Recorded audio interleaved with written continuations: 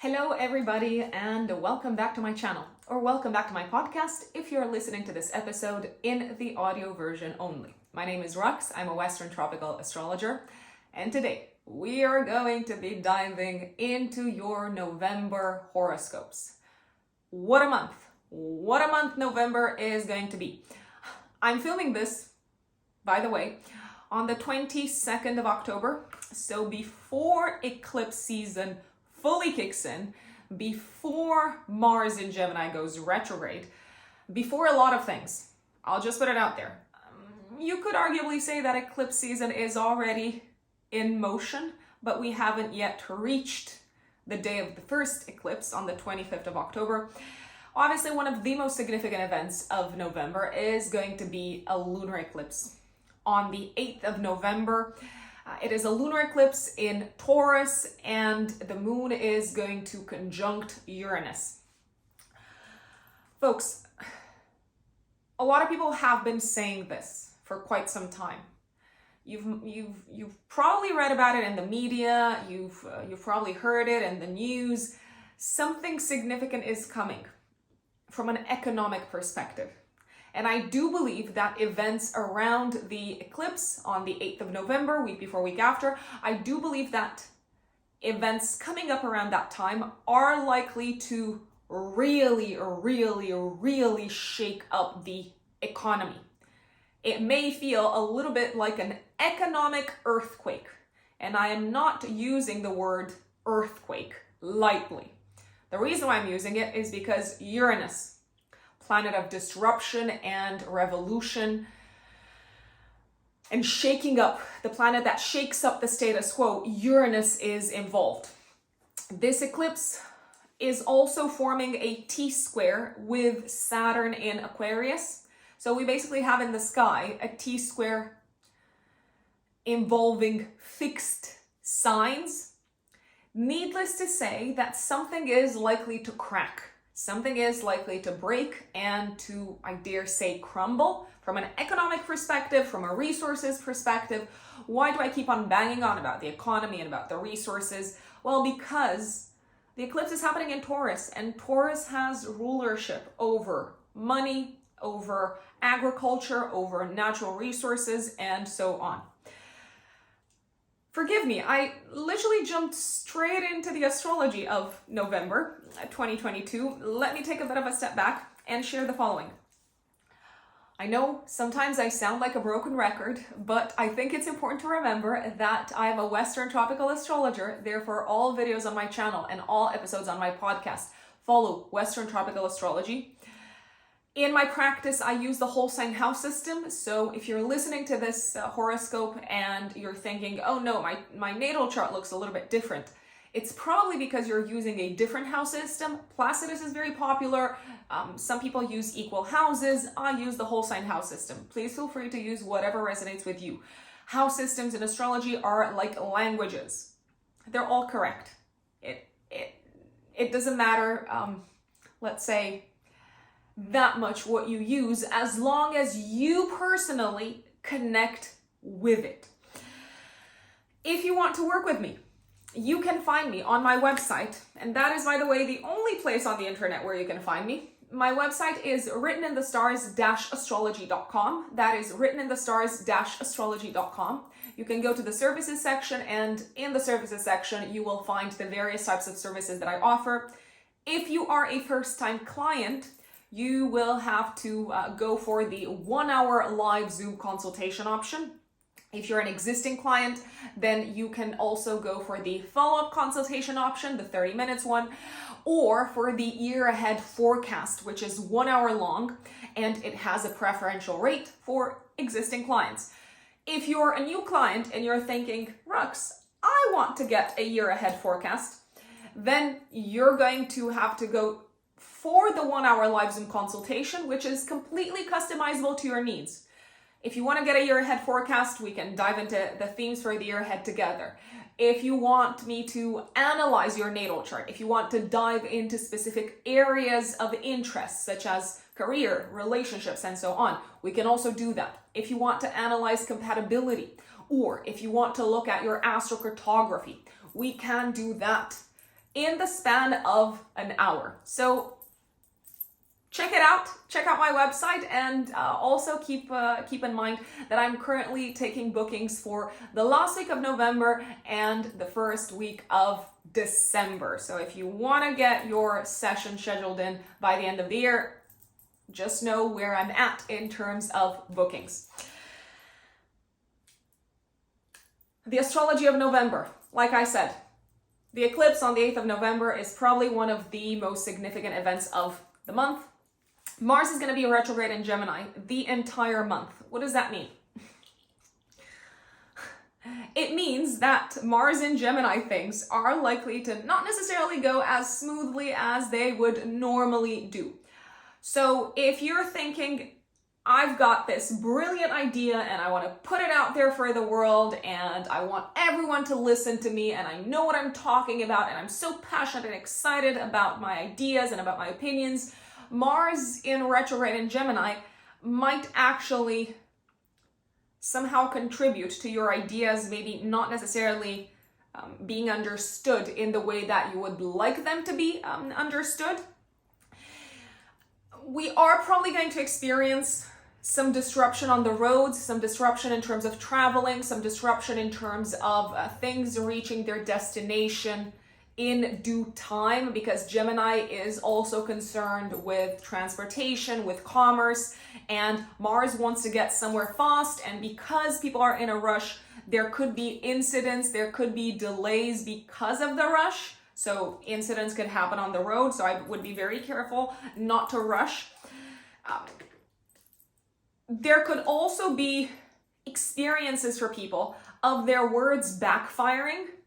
So of someone kind of like taking offense, of people feeling insulted, of people being like, why are you so rude? Why are you talking to me like this? Mars retrograde in general is associated with our initiatives being slowed down. It is an invitation to reevaluate what we really want, to reevaluate also how we go about expressing what we really want, how we go about communicating to others what we desire. There could be frustration because things are moving at a slower pace than you would like them to move when it comes to educational matters, educational projects, commercial matters, commercial projects, sales and purchases, and so on. Cars could break down, I'll put it out there. If there is one massive recommendation that I have for you folks, whilst Mars is retrograde in Gemini, and by the way, this is going to be a transit that lasts until January of next year, until the 12th of January, I would not get tattoos. I would not, if possible, maybe get surgery done, especially when it comes to body parts connected with the sign of Gemini, such as lungs, such as arms, such as hands, and so on. I would be very careful when it comes to bruising and cutting and maybe burning hands, arms, etc. I know that sounds very creepy. It doesn't have to happen, but it can happen if you are moving too quickly, if you are moving too fast. Definitely don't get tattoos. I'm saying this like twice so that I remember it myself. If you do have anything scheduled in that space, my recommendation would be to not go about it super quickly, but rather to take your time and to really ask yourself, okay, is this really what I want or not? Jupiter is going to transit through Pisces for the rest of November. It's gone back into Pisces at the end of October, and it will go direct on the 23rd of November. So have a think about what you were doing beginning of the year until the 10th of May. What areas in your life you were experiencing a sense of expansion with Jupiter in Pisces, if you felt compelled to maybe explore a new dimension to your spiritual life, if you felt compelled to explore maybe classes and courses that allow you to better tap or to tap more deeply into your imagination and so on. Jupiter coming back into Pisces until the 21st of December actually is being very supportive in these directions. Jupiter in Pisces until December is also making me think that we're going to see a lot more of Jupiter and Pisces theme in the news collectively for society overall. So there could be, let's say, an increase in the openness towards spirituality, the openness towards maybe going about regulating drugs, for instance, differently, and so on. There could also be an increase in flooding. That's very possible, especially also this month when Mars is squaring Neptune, which is happening on the 19th of November, also a few days before, a few days after. Lots of like water flowing, maybe even like accidents connected with water, tornadoes, stuff like that. Is very possible. This is at a mundane level, at a collective level. It doesn't mean that every single human will deal with something like this. Not at all. Let's see what other major events are coming up. So I like the 15th of November because we've got the Sun in Scorpio trining Neptune in Pisces and Venus in Scorpio trining Jupiter in Pisces. This can be a very romantic day. It can be a day for healing. It can be a day to make peace, to forgive, to let go, to release, and also to open up, especially in relationships, about areas that have caused suffering and wounding, I'd say. On the 16th of November until the 10th of December, Venus moves into Sagittarius. So Venus is going to be in the house of Jupiter. Venus is going to be in the service of Jupiter. So we will enjoy a lot more Jupiterian things, such as maybe traveling, such as broadening our horizons. I want to say exploring, maybe going on a hike, and so on. On the 17th of November, Mercury joins Venus in Sagittarius, and let's see what else is going on. I like the 21st of November because the Sun will trine Jupiter in Pisces. Again, it feels like we're dealing with a lot of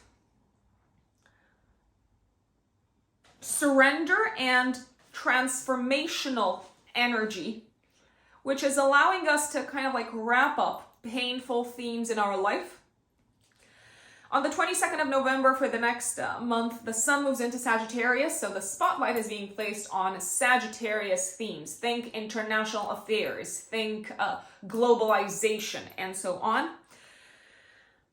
On the 23rd of November, we have a new moon in Sagittarius, and it is trine Jupiter that is stationary at the time. This is an exciting new beginning for the world. I mean, after a lot of transformation and decay and even destruction possibly that eclipse season might have brought about, of course it feels like a new beginning for the world, and it also feels like a new beginning infused with optimism. And on the 20th of November, Mars retrograde in Gemini will trine Saturn in Aquarius. It feels like we are making some significant progress. It feels like we are building something tangible and solid that maybe required us to look back at some of our old initiatives, some of our old, let's say, ideas potentially, and say, listen, maybe I can bring someone else on board, maybe I can cooperate, maybe I can collaborate with some form of institution or an institutional body that will allow me to put this project together, because I did not manage to wrap it up by myself on my own. And last but not least, on the 29th of November, folks, Mercury in Sagittarius opposes Mars in Gemini. Please, if you're traveling around this time, my recommendation is to not get all wound up, because there could be arguments and conflicts in traffic, on the road. There could also be some canceled flights or some significant changes in plans, in diaries, in schedules. It feels like a day also of heated arguments based on cultural differences, most likely. So people may experience this in different ways, but that's the general energy of this transit. And that is what November looks like for everyone. Now, of course, we're going to go into the update for each of the 12 zodiac signs. Before we go into the update for each of the 12 zodiac signs, please keep in mind to watch or to listen to the update for your rising sign above everything else. If you listen to one thing, listen to the update for your rising sign. If you don't know your rising sign, then you can listen to the update for your sun sign. But my recommendation would be to figure out what your rising sign is. For that, you need your date, time, and place of birth. My dear Aries, Aries suns and Aries risings, what does November have in store for you? Well, we have to talk about Mars retrograde. We have to talk about it, Aries. Mars, your chart ruler, is retrograde in Gemini in your third house of communication and short distance travel the entire month. So I don't want to ruin your mood, but I do want you to be warned. It is likely that this month you will experience delays when it comes to reaching your destination, especially if you are trying to reach your destination by car. I mean, you can experience delays on the road regardless of what form of transportation you use. I would be extra careful whilst you are driving, whilst you are maybe riding your bike. I would be extra careful because people may be in a rush, people may not be paying attention, and there is a possibility of things not going exactly the way they should whilst you are commuting, whilst you are, I don't know, going to school, going to your job, and so on. I would pay special attention to the period around the 19th of November, also a couple of days before and a couple of days after, when Mars is squaring Neptune and Pisces in the 12th house. So there could be incidents on the road that actually prevent you from getting to where you are supposed to go. The car could, if you have a car, it could deal with problems connected with some form of liquid.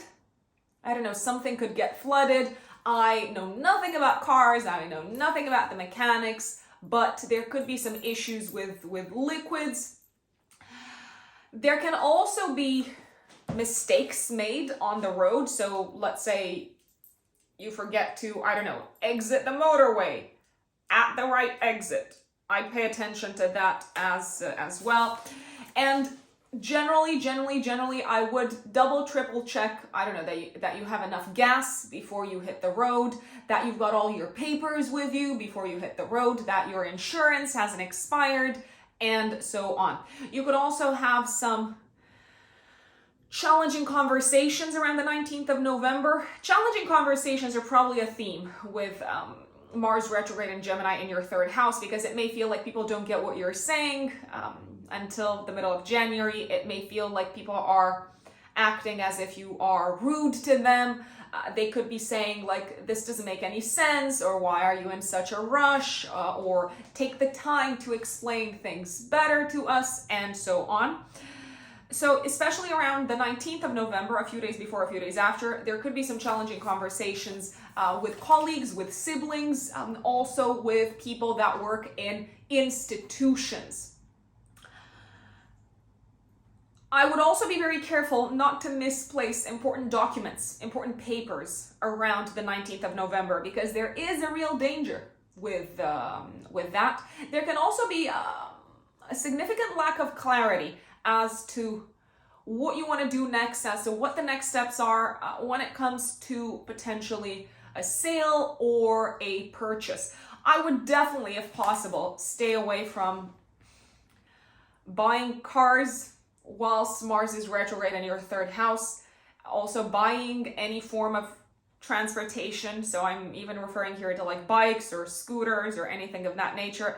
It's not ideal. It's not ideal. If you can help it, then by all means, please do. There's also a possibility that, especially around the 19th of November, a few days before, a few days after, you could have some arguments with a sibling or a cousin or even a neighbor. Neighbors could actually prove quite problematic with Mars retrograde in your third house the entire month, but especially around the 19th of November, a couple of days before and a couple of days after. I know I gave you the challenging news first because I want to get the challenging stuff out of the way. There's good stuff also in November, but there is also some challenging energy that we are dealing with, and I want you to be prepared. I want you to be warned. Let's see. On the 7th of November, Venus in your 8th house is squaring Saturn in Aquarius in the 11th house of long-term goals, plans, and dreams. It may feel as if the needs of a partner, be it a business partner, be it a romantic partner, and not just the needs, maybe also the values, what's important to them, is a little bit obstructing, potentially, something that you want to build for the future. You may also feel like the values of others on this day, around the 7th of November, the values of others are getting in the way of you achieving a target.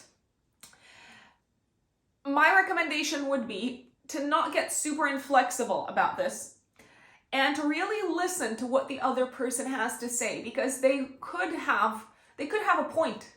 They could have some insights that you don't have access to. So being very kind of like inflexible and rigid and saying, no, this is the plan, this is how we're going to go about it, might actually result in you shooting yourself in the foot. You could also experience a romantic partner on this day challenging you and saying, why are you going to spend so much time with your friends and with your colleagues and with your peers? I need some more attention from you. And I'm going through this crisis almost. Don't say that. You haven't been warned. On the 8th of November, we have a full moon lunar eclipse. Oh, this is a big one. A full moon lunar eclipse in Taurus in your second house of income. It is activating your financial axis, my dear Aries, the second house and the 8th house. The moon is conjunct Uranus.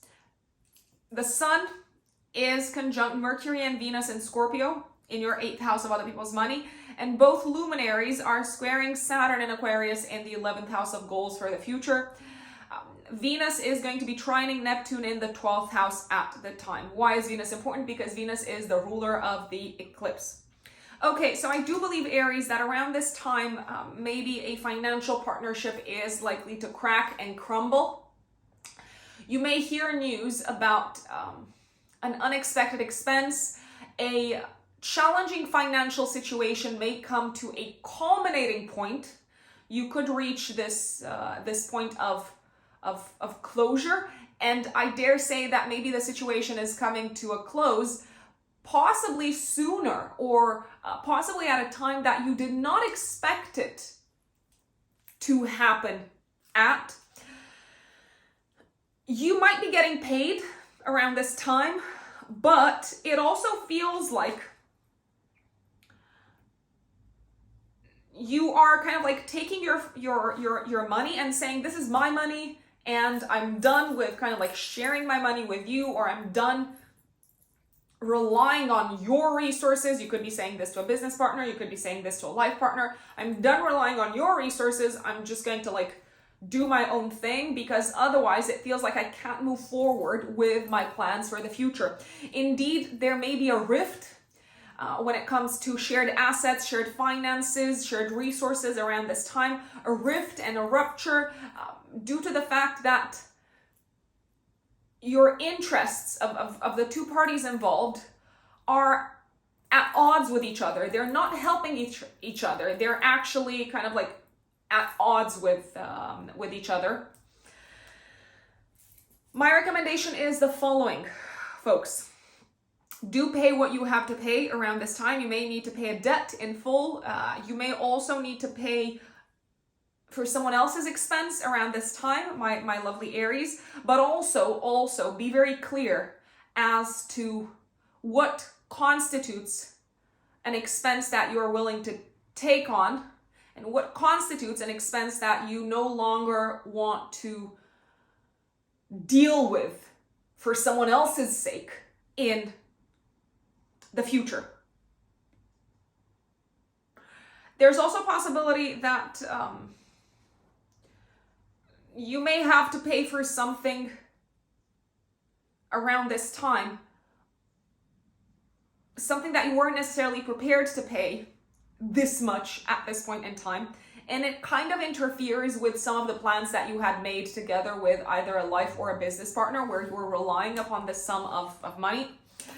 Venus is trining Neptune in the 12th house. My big recommendation is to accept what is, to go with the flow, and to almost see it as kind of like an opportunity to ease your burden, even if the financial maybe burden that you have to take care of at this time came completely out of nowhere or at a very inconvenient time, my lovely Aries. Let's see. The eclipse is obviously active the week before and the week after, and in the days after the eclipse, we are going to have some aspects perfecting that are already active at the eclipse. So on the 9th of November, the sun will oppose Uranus in Taurus in your second house of income. Once again, it feels like you have to decide whether dealing with expenses that have been laid out for you by someone else is something that you want to carry on doing moving forward. You may want to break free and say, no, I'm done with this. I'm no longer dealing with this. Also, I like the 10th of November because the energy is a little bit sweeter. We have the exact trine between Venus and Neptune. I'd say that this is quite a healing time, especially in a relationship where you recognize having drawn a line, having drawn a boundary, maybe allows you to better enjoy the relationship. There's no more kind of like pressure. The pressure has been eased. The 15th of November is one that I like because the sun in your 8th house is trining Neptune in Pisces in the 12th house of what's happening behind the scenes, and Venus is trining Jupiter in your 12th house. I'll say this, you may have a psychological breakthrough. You may forgive someone around this time. You may also hear that someone forgives you at this time. You may receive an unexpected financial gift from someone. You could receive positive news connected with a loan, a debt, an inheritance, or maybe an insurance policy. That is certainly very, very possible, my dear Aries. So I'm liking this day. It's also a very romantic day and a great day for intimacy and for kind of like spending some quality time cocooned together with a romantic partner. Then on the 16th of November until the 10th of December, Venus transits your 9th house in Sagittarius. A great time to travel, literally. If you have anything planned, especially to travel long distance, not short distance, because short distance is a little bit tricky with Mars retrograde, but long distance, by taking the plane, by going to another country, you may have like an enjoyable experience, I'd say. It may also feel easier to I want to say connect with people from different cultures throughout this period and make yourself understood and really appreciate maybe the joy and pleasure that dealing with people from a different culture brings into your life. Also, on the 16th of November, Mercury is trining Jupiter in Pisces in the 12th house. The good news continue to make their way to you when it comes to matters that felt a little bit out of your hands, especially matters concerned with finances, also concerned with your psyche or psychological transformation and your mental health. On the 19th of November, we've talked about this extensively. Be very careful on the road, careful for water pipes, they could burst, and so on.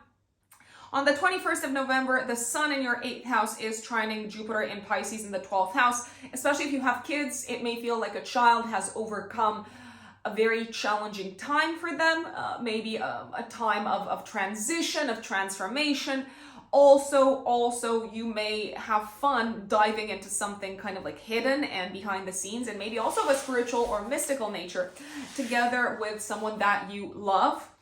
On the 22nd of November, the sun moves into Sagittarius in your 9th house. You're looking at the big picture for the next month, my dear Aries. And you're like, yeah, now I see what everything, like why things had to break down, why some relationships fell apart, why I went through this kind of like challenging time, even financially. I can see the meaning of it all, which is obviously probably going to make you feel a lot better. On the 23rd of November, there's a new one in your 9th house in Sagittarius, and it is trining Jupiter in Pisces in your 12th house. Jupiter goes direct on this day.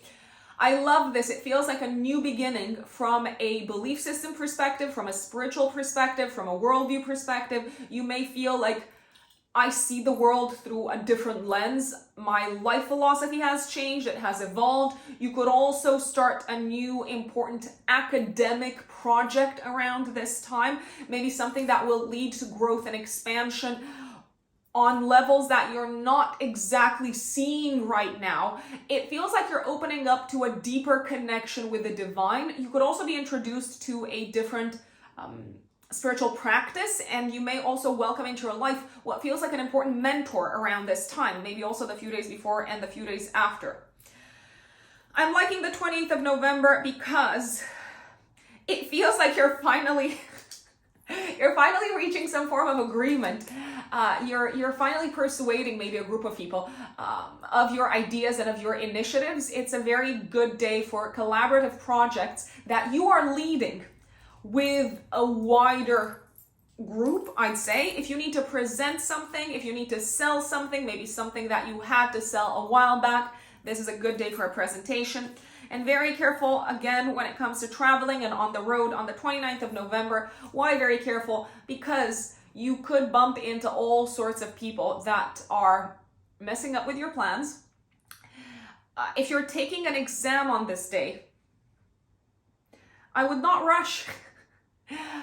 Be sure, double check that you have actually understood what the requirements are, what the task is, what the question is, because you may go through a significant misunderstanding around this time, my dear Aries, that could have been prevented if you took a step back and said, okay, but what does this actually mean? It's always good to ask questions.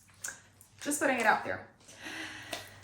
Now, if you are a Taurus sun or a Taurus rising, my lovely Taurians, what's going on in November? A few things. Mars is retrograde in your 2nd house the entire month, and Jupiter transits Pisces in your 11th house the entire month, and it will go direct on the 23rd of November. There's other things going on, but let's start with these two important transits. Mars retrograde in your 2nd house the entire month might bring with it delays, misunderstandings, conflicts connected with finances, connected with maybe you not getting paid on time, connected with you maybe being charged twice. Maybe you were charged for something that you didn't actually buy, that you didn't actually purchase. You may reconsider your spending habits. You may also reconsider your budget this month, my dear Taurus, and I would recommend that you do that. I'm just gonna put it out there. It is not a great idea to, I think the saying is, burn a hole in your pocket this month, just because you may have doubts, you may regret impulse purchases after Mars goes out of retrograde, which is next year, middle of January next year. It's a good idea to slow down when it comes to finances. It's a good idea to also go over maybe expenses that are no longer necessary and say, okay, maybe I need to return this. Maybe I need to no longer pay this subscription that I've been paying. that would be my big recommendation. Obviously, there could be conflicts connected with money.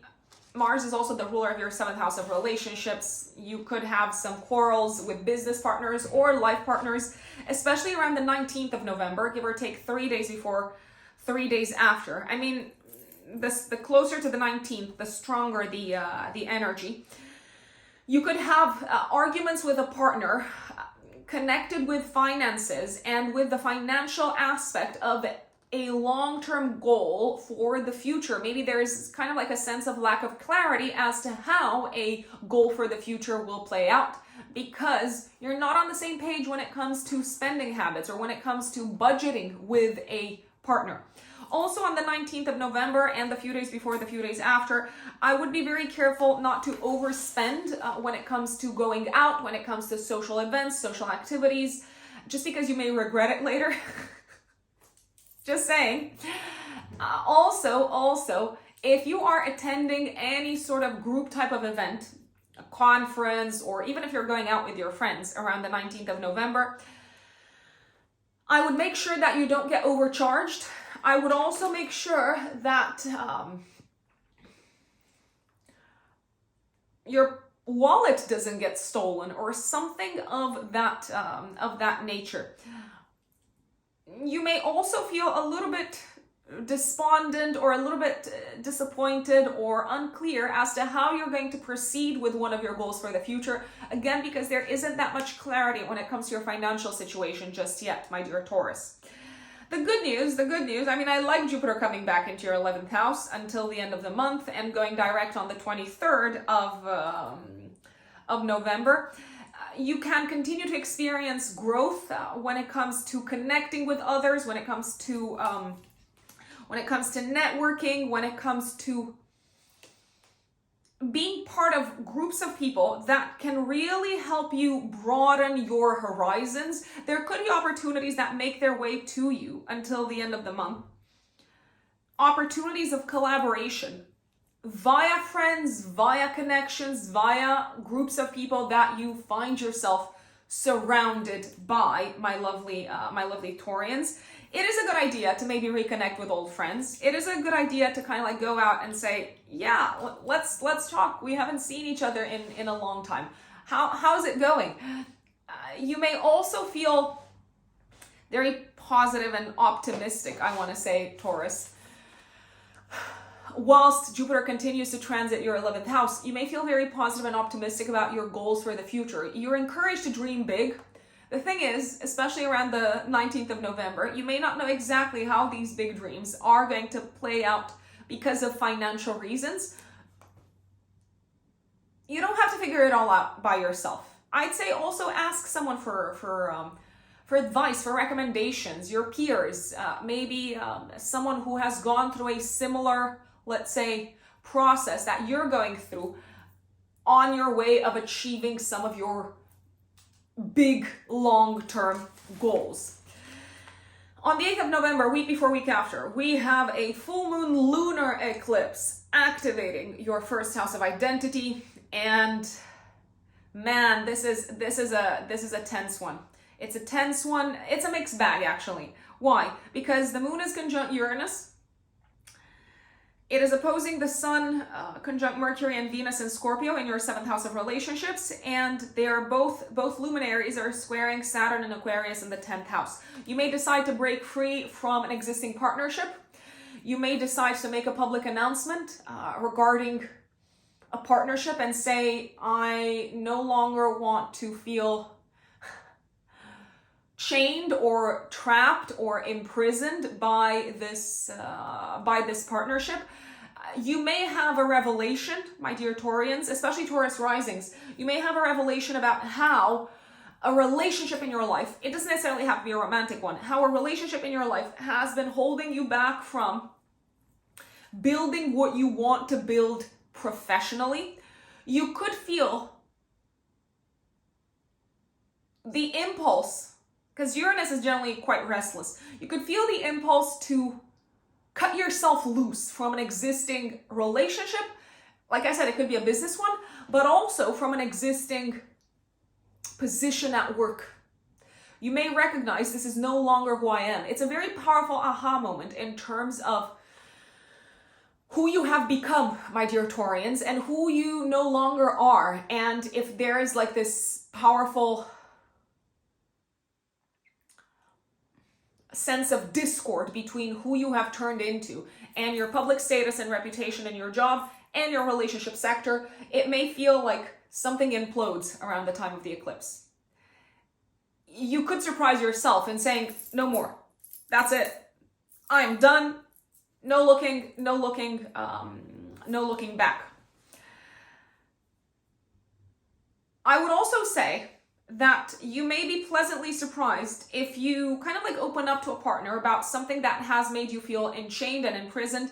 You may feel surprised to see that a partner is actually willing to be more flexible, to adapt, to let go of some of the things that were important to them in order to make your life easier.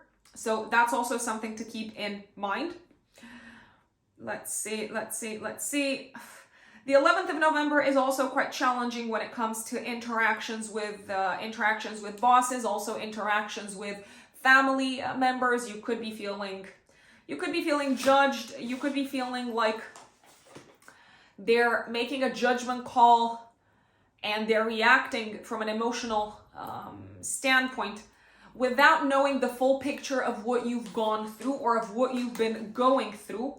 I like, however, the 10th of November. It does feel like a much softer day, a much more romantic day. It's a good idea to go out with friends. It's a good idea to really kind of like decompress and vent and rant and open up and be vulnerable amongst your trusted friends. It could do you a world of good, mentally and physically. You might feel a lot lighter. I'm liking the 15th of November, a very romantic day, also a day of healing and soothing and forgiveness. Forgiveness when it comes to relationships, romantic relationships, friendship relationships. It just feels like there's a much stronger bond between you and a friend, or you and a partner, or you and both. 16th of November until the 10th of December, Venus transits through Sagittarius in your 8th house. You may feel very inspired, and you may feel in this kind of like adventurous mood to make radical transformations, even on a personal kind of like physical level, I would say. It could be a period in which you feel like you attract gifts from others, support from others. It could be emotional support. It could also be financial support. It could be you kind of like attracting investments and so on. Your intimate life is likely to go through a very enjoyable period, my dear Taurus. Let's see. We've talked about the 19th of November. Then on the 21st of November, the Sun is trining Jupiter in Pisces in your 11th house. Somehow I feel like you're either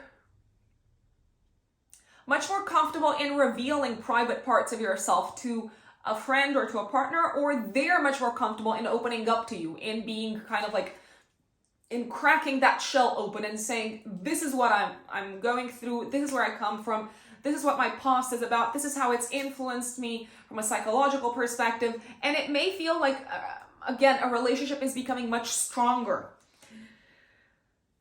On the 22nd of November for the next month, the Sun transits your 8th house in Sagittarius. The Sun is also the ruler of your 4th house of home. So it may feel like you're undergoing some changes, some transformations in your home and private life. But I dare say that you're probably quite optimistic about all of these. Then on the 23rd of November, we have a new one in your 8th house, trining Jupiter in Pisces in the 11th house, which is stationary at the time. It means that it's about to go direct. A very exciting new chapter when it comes to maybe getting a loan, getting a mortgage, maybe also when it comes to approaching your internal state differently, maybe feeling like you've entered a new chapter from a psychological perspective. It may also feel like an exciting new chapter is kicking off when it comes to pooling resources together with someone else, such as kind of like forming a partnership, a business partnership. Maybe you're getting some really good news from the bank saying, you got the loan, here it is, or we believe in you. Here is the money to make your dreams come true. it's looking actually very, very good. It also seems to be a new moon 3 days before, 3 days after the 23rd, that brings potentially positive news connected with investments, sales, return on investments, and also if you have a partner, connected with the financial life of your partner. 29th of November, I would be careful not to spend money on things that you don't actually need. I mean, you could feel like, yeah, I just want to buy this thing because this is something that I love and I need it, but you may not actually need it. Just saying.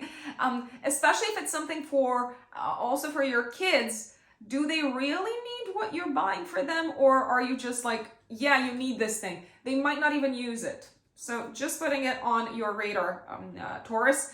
And on the 20th of November, so a day before, Mars in your second house of income is trining Saturn and Aquarius in the 10th house. It feels like you're finally reaching some form of agreement when it comes to getting paid by someone in a position of authority. Maybe you're finally receiving the good news connected with your raise. Maybe you're also finally, let's say, wrapping up a contract that is pushing you closer to your goals professionally, my dear Taurus. My dear Geminis, Gemini suns and Gemini risings, what does November have in store for you? Well, it's got a few good things. It's also got some challenging things in store for you. It's a mixed bag. Let's start off with the good news. Jupiter, until at the end of the month, is going to be transiting your 10th house of career. It's gone back into Pisces in your 10th house of career at the end of October, and it's going to stay in your 10th house of career until the 21st of December. So in the first part of this year, of 2022, from the beginning of the year until the 10th of May, if you initiated something career-wise, if you maybe tapped into a new industry, if you stepped on a path of growth, I'd say, if you started pursuing new exciting opportunities, if you started exploring something beyond your comfort zone, beyond what you know, if you aimed higher career-wise, Jupiter is back to help you. Jupiter, the great benefic, the great protector, the bringer of good luck and of opportunities, is here to blow the wind in your sails and say, yes, you can dream big. Yes, you can go beyond what you know. Yes, you are going through an exciting period of growth career-wise. It may actually feel like you're moving forward with this growth, especially after the 23rd of November, when Jupiter is going to be direct. Also opportunities maybe that made their way to you in the first part of the year professionally, and maybe they did not fully materialize. They are likely to materialize, I dare say, sometime between, well, now, until the 21st of December, my lovely Geminis. Jupiter for you is also the ruler of your 7th house of partnerships and relationships. Some exciting opportunities of going into business with someone, maybe of teaming up with someone that maybe came to your attention, like I said, beginning of the year until the 10th of May, may come back to your attention and may start bearing fruit, or may actually play out in a positive, uplifting way. I dare say until the 21st of December, Geminis. Mars, however, is going to be retrograde in your first house of identity, of the physical body, until the middle of January, until the 12th of January. Mars is the ruler of your 11th house and of your 6th house of health. You could be dealing with some old health-related issues whilst Mars is retrograde, so that's pretty much until the middle of January, the 12th of January. You may also feel like you can't move forward as quickly as you want to move with some initiatives at work. Why can't you move forward as quickly as you want to move forward? Because you probably have to work in a team, Geminis, because you probably have to check in with people, because you probably have to kind of like say, okay, this is a group effort, this is a team effort. I can't just go about it completely by myself and pretend like there's no one else on the team. I would be careful not to come across as excessively pushy or blunt or direct or rude. I would keep my words in check if I were you, because your tongue can literally cut through metal, especially at work and in a group type of setup, and your words may, how should we say, they may be used against you. They may fire back. So you don't want them to fire back. Careful what you say. Don't let your mouth speak before you take a moment to think. I would also be very careful not to hurt myself, especially when you're working out, when you are maybe training your arms and so on. Gemini is connected with the arms and the hands. You may also be a little bit more susceptible to respiratory viruses, especially around the 19th of November, a few days before, a few days after, when Mars is squaring Neptune.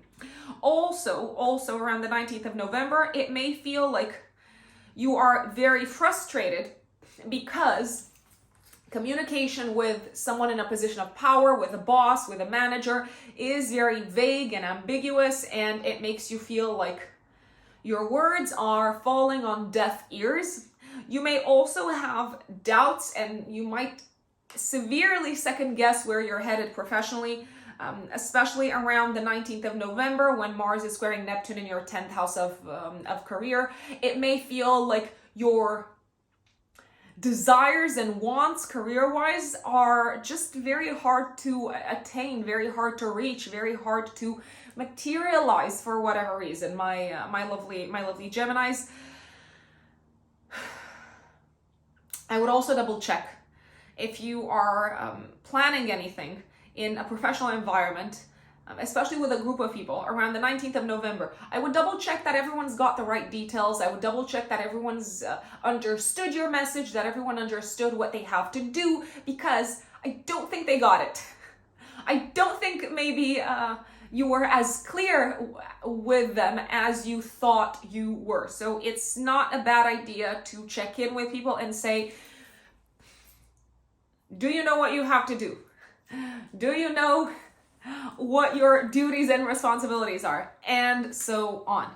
There could also be a sense of disappointment or dissatisfaction with a boss around the 19th of November. Geminis especially, maybe someone that you kind of like put high up on a pedestal, I'd say. The 8th of November, week before, week after, brings with it another major event for the month, probably one of the most significant ones. You are experiencing a full moon lunar eclipse in Taurus, activating your axis of service. So it's happening in your 12th house, but it's also activating your 6th house of day-to-day work. The eclipse is forming a T-square to Saturn and Aquarius in your 9th house. I dare say that a work agreement is potentially falling apart around this time because of differences in mentality or because of legal issues, legal matters, because of laws and rules getting in the way.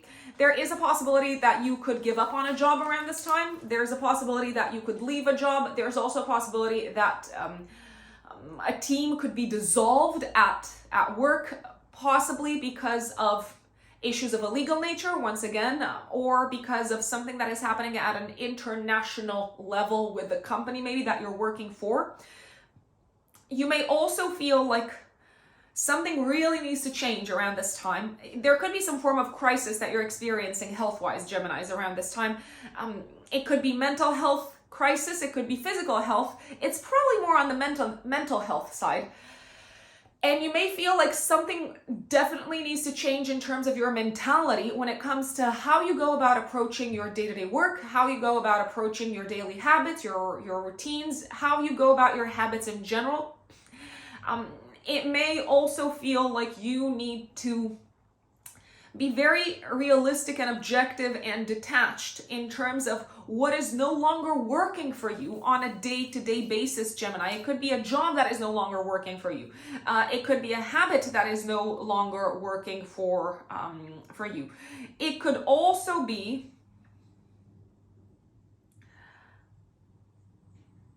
I want to say, an attitude connected with money or a financial reality that is no longer working for you. So you might decide to leave a job because you recognize that you have other financial needs. Something is coming to a close. A job might be coming to a close. Very possibly, very possibly. If it's the end, I dare say, don't dwell on it and move forward and kind of like take the learnings out of it. That's how I would put it. Other key events taking place in November. I like the 15th of November because it feels like even though something may have cracked at the time of the eclipse on the 8th of November work-wise, you already have kind of like a new target. And things are playing out because something has cracked, because something has been released. You already have like a new direction, maybe a much more exciting direction career-wise to look forward to and to build upon than if you were still in the same job, Geminis. You could even receive an exciting job opportunity around the 15th of November, maybe something that you can't refuse. I dare say that if you ask for help for anything connected with your work, with your job or your career around this time, you are probably going to be pleasantly surprised to see that people give you more than you ask for. You could also impress someone professionally around this time, my lovely Geminis. On the 16th of November until the 10th of December, Venus, planet of joy and pleasure. Venus is also the ruler of your 5th house of romantic love.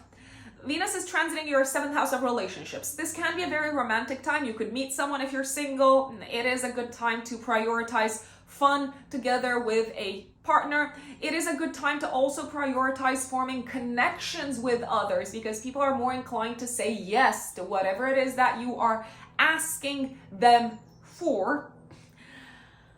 The good news seems to continue connected with your work around the 16th of November and also potentially connected with the health of a parent. So if a parent's been having health issues, then the news could be really good. Something could be kind of like removed.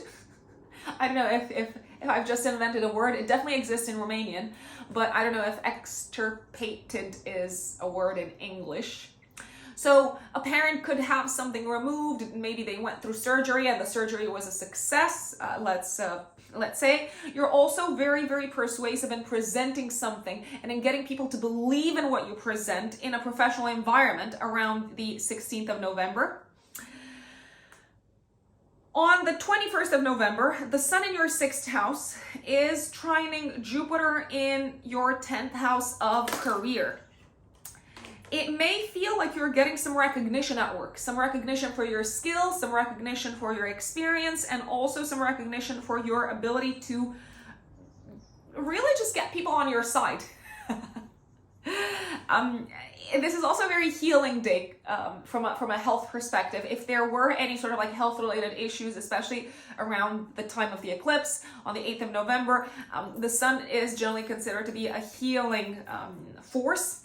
There's a new moon in your 7th house of relationships on the 23rd of November, trining Jupiter in your 10th house of career. Okay, so Geminis, 23rd of November, a few days before, a few days after, you may kick off a new exciting partnership career-wise, something that is likely to contribute to your career growth in a much more impactful way than you can see at this moment in time.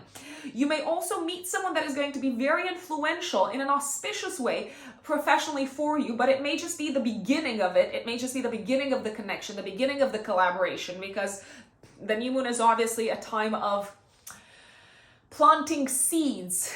The result is not there yet. Results generally pop up at the time of the full moon. I would also say that if you're looking to meet someone, you are likely to meet someone romantically. Go out on dates, be open. You could meet someone in a professional environment and it could really take you by surprise.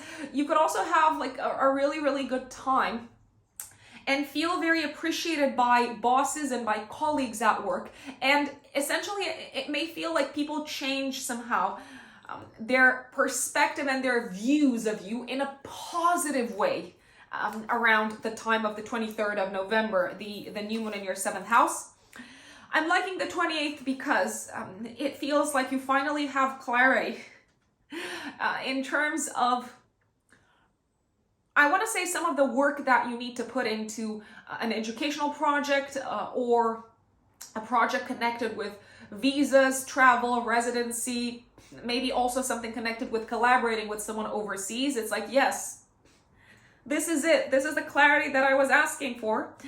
And on the 29th of November, a possible quarrel, a possible fight with a partner, a business partner or a romantic partner due to cultural differences or due to differing world views, Geminis. Now, if you are a Cancer sun or a Cancer rising, my Cancerian brothers and sisters, I'm a Cancer rising. In case you did not know, in case you're here for the very first time, November. Okay, November is going to be an interesting one. There's some really good stuff. There's some challenging stuff. The challenging part is probably Mars retrograde in your 12th house. It may feel until the middle of January, until the 12th of January, like you want to let go of something career-wise. You want to move forward. You want to wrap it up. You could be working on something behind the scenes, but it's just not headed in the direction that you want it to be headed. It's just not taking the shape that you want it to take shape. You may also have doubts about leaving something behind career-wise. You may second guess yourself, especially around the 19th of November, give or take a few days before, a few days after, when Mars is squaring Neptune in your 9th house. You could have almost like this mental fog in terms of what you truly believe in career-wise and what truly is your motivating the life philosophy when it comes to the choices that you make professionally. There could also be some vagueness and some ambiguity connected with papers, paperwork, traveling, also connected with marketing campaigns, websites, social media. Around the 19th of November, give or take a few days before, a few days after, you could be very frustrated because maybe there's also some changes at a legal level that impact your business, that impact your career, and you're like, what does this mean for me? You might not know exactly what it means for you, at least until, I want to say at least until Mars goes out of retrograde. You could have a little bit more clarity as to how you can navigate a changing legal field around the 28th of November, when Mars is going to trine Saturn in Aquarius in your 8th house. How are you likely to have clarity? By asking for help from someone who is a professional in the field that you're operating in. If you need to ask a lawyer, ask a lawyer. It might very well be worth the expense, I'd say, my lovely Cancerians. With Mars retrograde in your 12th house, you could have some trouble sleeping. That's a possibility. Old fears could pop up. Old doubts could pop up.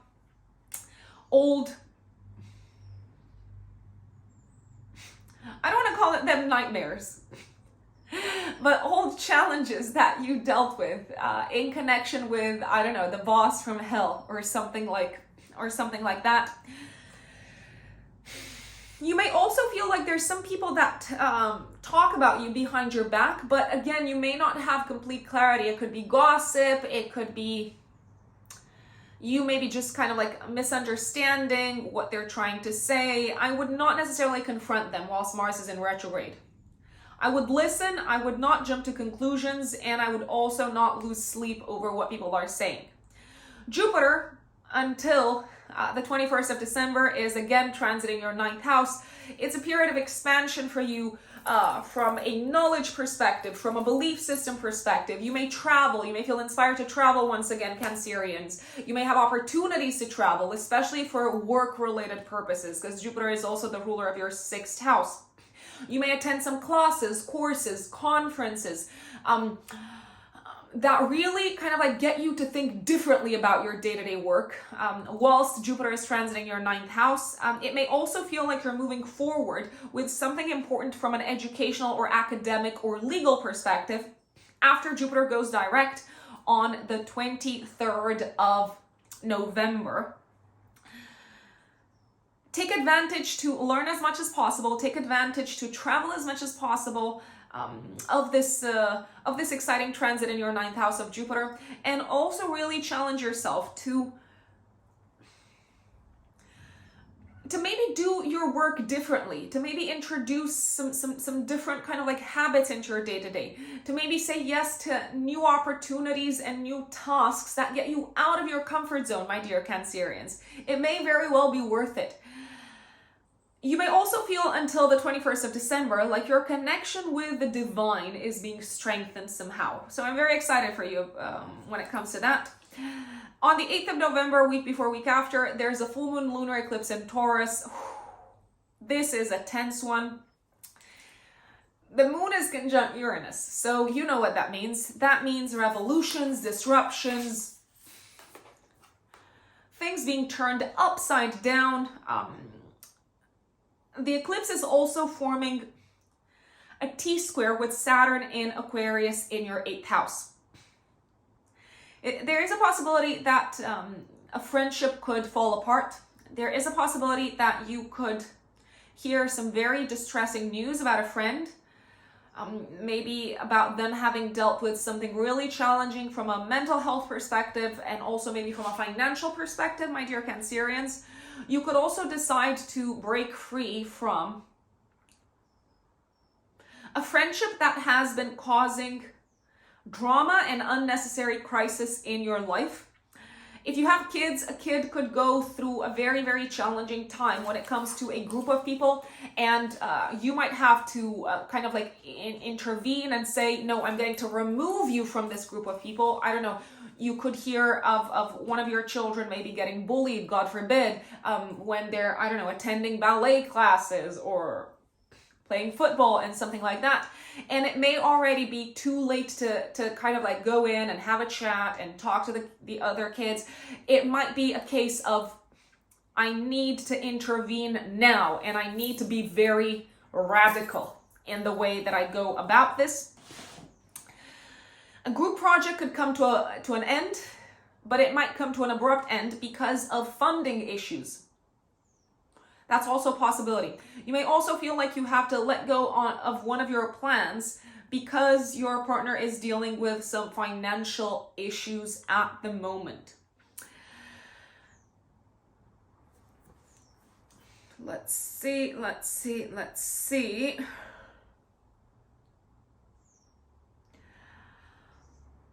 On the 11th of November, Cancerians, you may also have to take care of a significant expense, maybe an expense that is not necessarily exactly yours. Maybe it belongs to a partner, or maybe it's something that has to do with, I don't know, like joint assets or a purchase that you have gone for together with a partner. Better days are coming from the middle of the month. Well, if you kind of like forget about the Mars-Neptune square, I like the 15th of November and the 16th. On the 15th, we've got Venus and the Sun in the 5th house, forming a harmonious aspect, the Sun to Neptune and Venus to Jupiter. You could actually have like a very enjoyable time out into the world, maybe attending a cultural event, maybe going to the theater, just having fun and really letting go of all the worries and all the disruptions and all the responsibilities and all the overthinking about the future. It can also be a very romantic day, so it could be a good day to go out on a date, the 15th of November. There could also be some positive news that make their way to you on the 15th and the 16th when it comes to a travel-related matter or a legal challenge, or when it comes to something that you've been pushing really hard for from an educational perspective. It also feels like again, if you have kids and if they were going through a harder time, it may feel like they're in a much better place on the 15th, 16th of November. Venus enters your 6th house of day-to-day work from the 16th of November until the 10th of December. Work is likely to become a lot more enjoyable, and collaboration with others is likely to become a lot more enjoyable. Also, Venus transiting your 6th house is generally a very healing transit when it comes to health.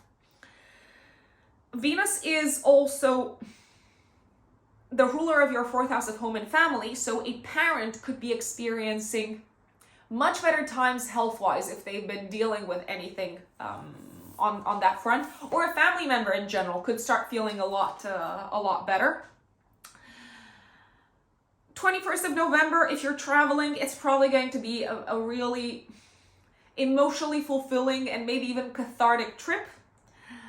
23rd of November, right after the sun moves into Sagittarius in your 6th house of day-to-day work and health, you have on the 23rd, a few days before, a few days after, a new moon in your 6th house of day-to-day work, trining Jupiter in your 9th house. I think you're starting a new job. Many Cancerians might start a new job. If you're not starting a new job, it doesn't have to be for a different company. It could be for the same company.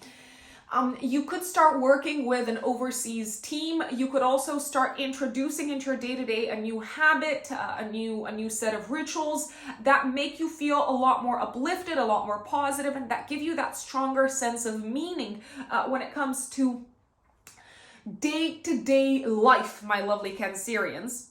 I would be very careful on the 29th of November not to get into a fight at work, because there is a possibility that you could get into a fight at work. I would also say that this is a day in which there could be some form of, I don't know, like incident or accident at work. Someone could, I don't know, mess up with one of your papers or contracts, or misplace your paperwork, and you're like super annoyed and frustrated. Careful not to shout at them too much, just because maybe they weren't aware of what they were doing. It is a possibility that they just made like a genuine mistake, no evil intentions whatsoever, because they're new or something of that nature. And that is, Cancerians, November for you. My dear Leos, Leo suns and Leo risings, what can you expect from the month of November? Well, there's a lot going on in your home sector, in your professional life, and also, I want to say towards the end of the month, there's going to be a lot of fun for you. But we first have to get to the end of the month. So let me not get ahead of myself. A few of the most important astrological events of November 2022 are the following. Jupiter is going to transit your 8th house until the 21st of December. Jupiter in Pisces is going to come back to your 8th house, Leos. And it actually goes direct on the 23rd of November. What does that mean for you? You may continue to experience a period of growth and expansion through other people's resources somehow. You may attract, and it may feel like things are moving forward finally, possibly after some form of delay. You may feel like things are moving forward, especially from the 23rd of November onwards, when it comes to maybe you getting a loan, you getting a scholarship or a bursary of some sort. You maybe finally seeing some return on investment, on significant let's say investments that you decided to take advantage of, even though they did feel probably a little bit risky to start with.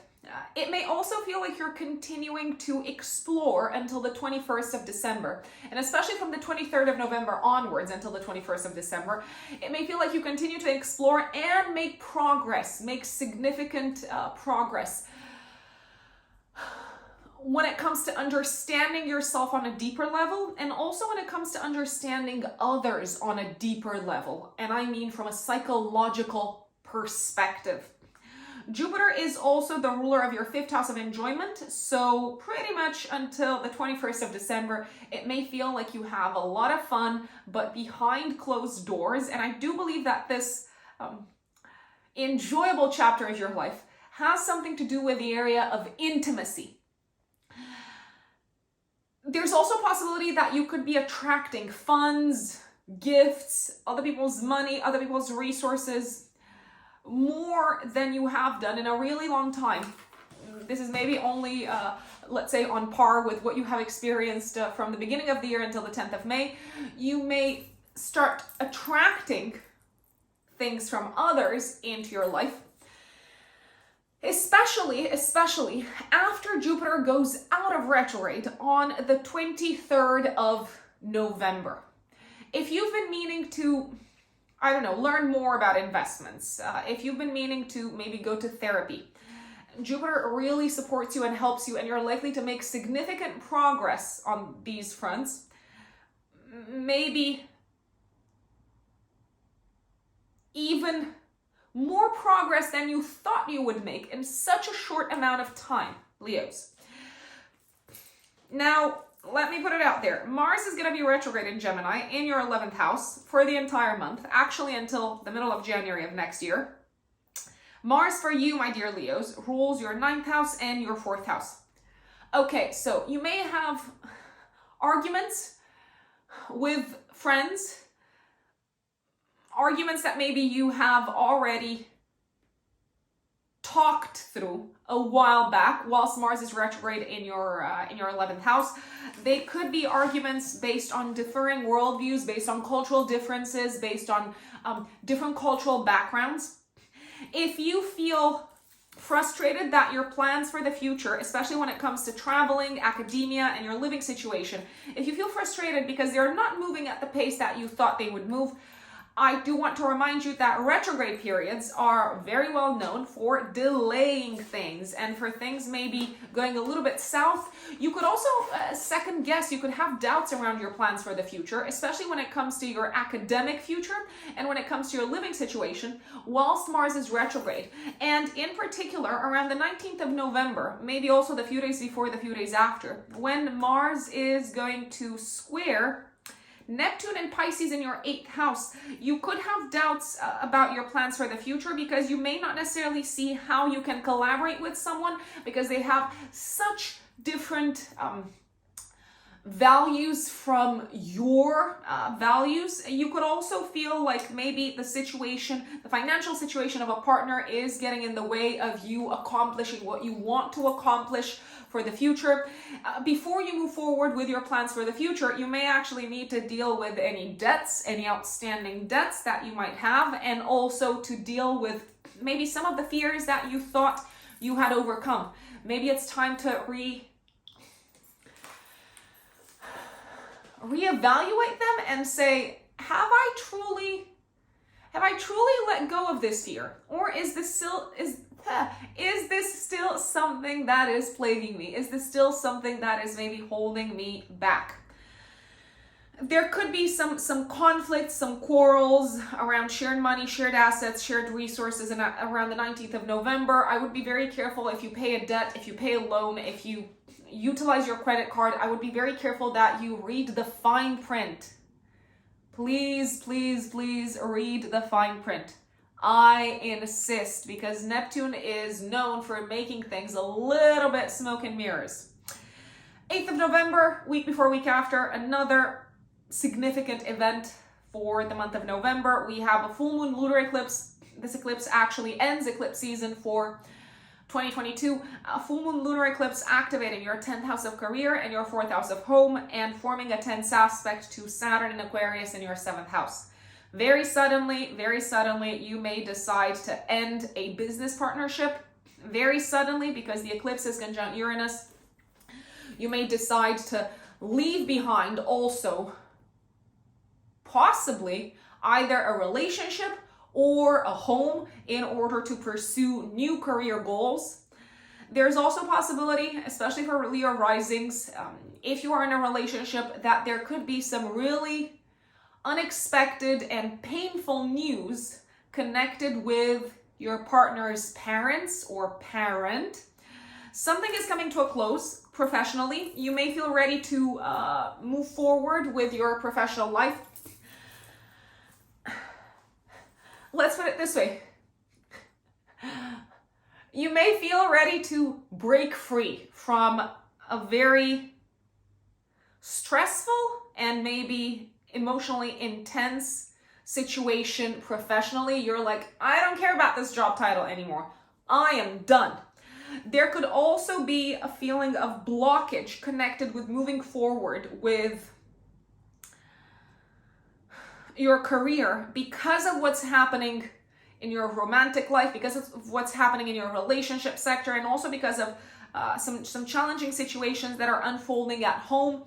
It may feel like you have to put your career a little bit on the back burner so that you can first wrap up, so that you can first deal with a crisis that is happening at home. I'll say this, there's also a possibility that one of your parents is going through a very challenging time, potentially connected with your work. There is a chance, it's not mandatory. Remember that astrology doesn't predict exact material manifestation, but there is a chance that a parent could maybe leave behind the job or maybe even lose a job. I'd say there's kind of like this sense of something abruptly ending and cracking in the life of a parent. Eclipses are generally an element of fate. Let's say they carry with them an element of fate. Forgive me, I'm trying to speak English, but sometimes in my head I translate things from Romanian into English and then I realize, nah, that's not English. Nah, that's you translating Romanian expressions into English. Eclipses generally carry with them an element of fate, right? Lunar eclipses can eclipse someone out of our lives, so they could eclipse also a boss out of your life around this time.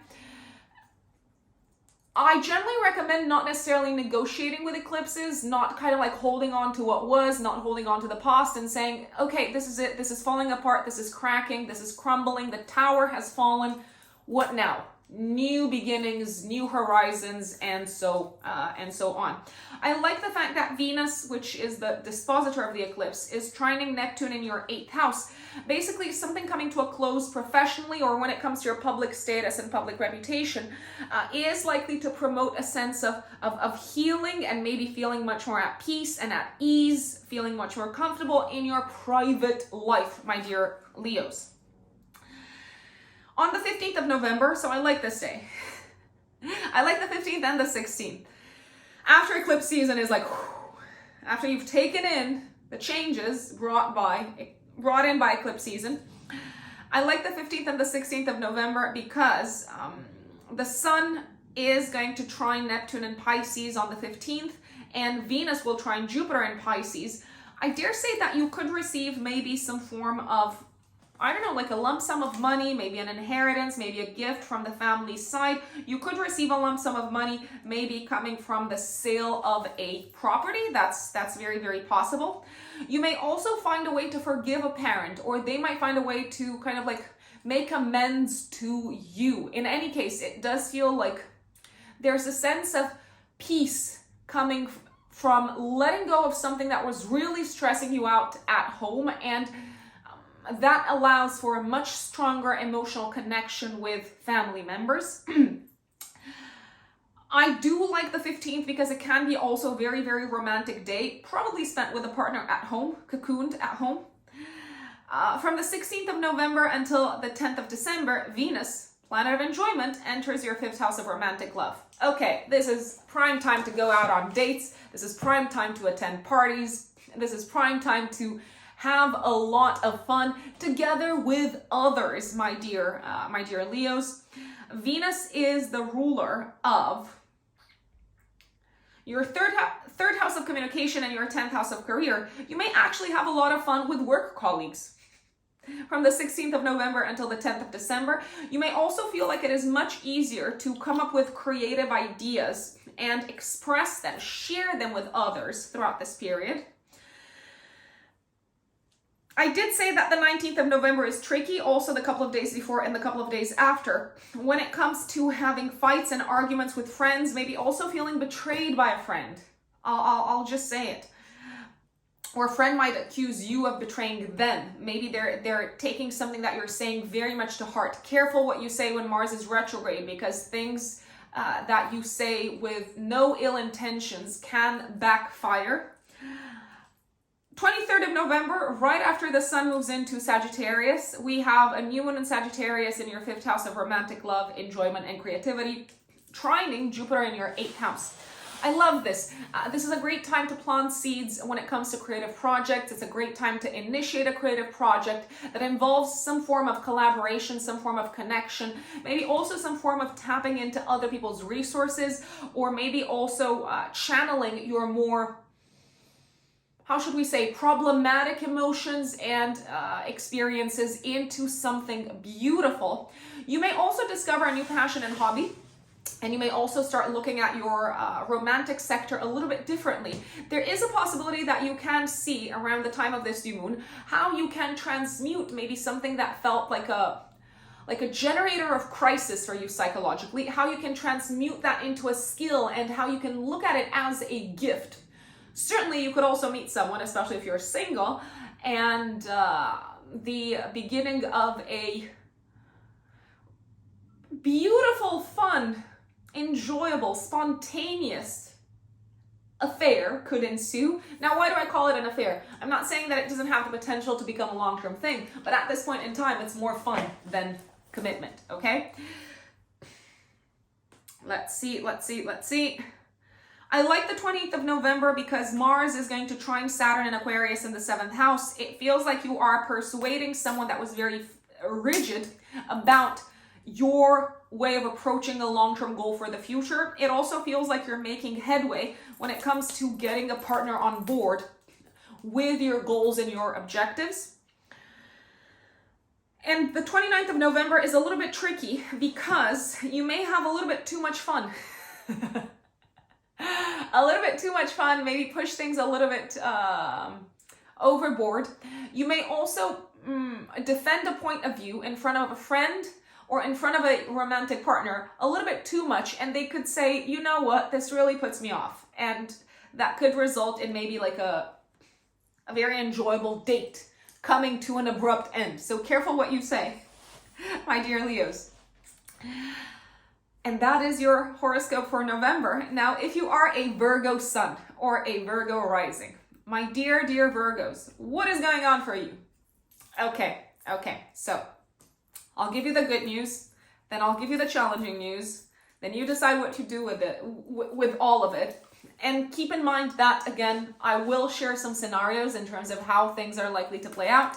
But ultimately, remember, from astrological forecasts, please take the symbolism of what we're discussing here. So the energies that you're dealing with, not necessarily the literal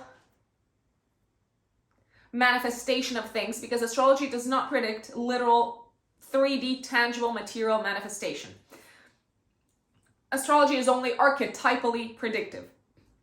So Jupiter, my dear Virgos, is transiting your 7th house of relationships until the 21st of December. It actually goes direct in Pisces in your 7th house on the 23rd of November. This is fabulous news, especially for those of you who are single and who are looking to get into a relationship. Jupiter may bring new, exciting, expansive, uplifting opportunities to welcome someone in your life. So I strongly recommend dating. And if you need to kind of like travel home to see family, I would even recommend reconnecting with people from the past, because Jupiter is also the ruler of your 4th house of home in the past. It may feel like a period of growth partnership-wise is once again kind of like taking shape, especially after Jupiter goes direct on the 23rd of November. If you are in a relationship already, it may feel like your partner is kind of like going through their own period of growth and almost kind of like becoming a new version of themselves, a version that is like a pleasure to interact with, a pleasure to spend time with. It may feel also like your partner wants to take your relationship to the next level, especially if you have a partner, from the end of October until the 21st of December, but especially after the 23rd of November when Jupiter goes direct, I'd say. It's also a good idea now until the 21st of December to maybe pick back up where you left off. Conversations with a partner around either purchasing a home, moving into a new home, or expanding the family. Because they may very well be on board, and because it may actually work out for you beautifully. Now the tricky part. I told you there is good news and there's also some challenging stuff. Mars, which is the ruler of your 8th house of transformation and 3rd house of communication, is retrograde in Gemini in your 10th house of career the entire month, actually until the 12th of January next year. So initiatives professionally that you might have been very excited about, especially initiatives that involved you taking the lead, that involved you kind of like presenting to a wider group of people or teaching others or mentoring and guiding others. Also initiatives that maybe involved a certain element of transformation career-wise, they're probably going to get delayed. They may not move forward in the manner that you thought they would move forward in. You could have doubts, you could second guess yourself in terms of how capable you are of moving in this direction career-wise. It may also feel like you no longer have that high level of clarity in terms of what you want to do next career-wise, and I wouldn't try to force it. I mean, you may have to kind of like revisit some of your goals, wants, and objectives whilst Mars is retrograde. The trickier time of the month is the 19th of November, also the couple of days before and the couple of days after, because Mars is squaring Neptune in Pisces in your 7th house. It may feel like potentially a boss or someone in a position of power is kind of like getting in the way of you maybe achieving what you want to achieve professionally. It may also feel like someone is potentially, and you may not know exactly who it is, someone is kind of like sabotaging your initiatives. It could also feel like it's very hard to get people to follow you, get people to listen to you, get people to, I want to say, obey you in a work environment, especially around the 19th of November. It's like people don't maybe resonate that much with your leadership style. So you may need to reevaluate how you communicate your ideas, how you communicate your vision. Maybe your vision isn't that clear, especially when it comes to leading others at work. 8th of November, week before, week after. We've got a lunar eclipse activating your axis of learning, the 3rd house, 9th house axis. It's forming a tense aspect to Saturn and Aquarius in your 6th house. There could be a full-blown crisis at work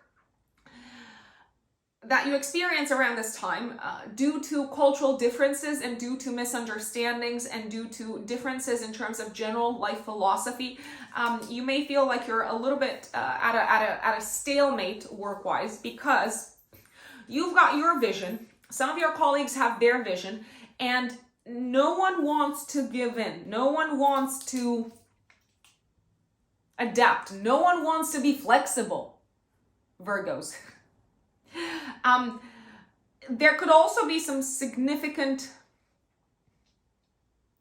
I want to say, news of someone leaving from work around this time. And maybe this kind of like throws you off course. It's like, okay, but this comes out of nowhere, and is there no way that we can work this out? Probably not, probably not.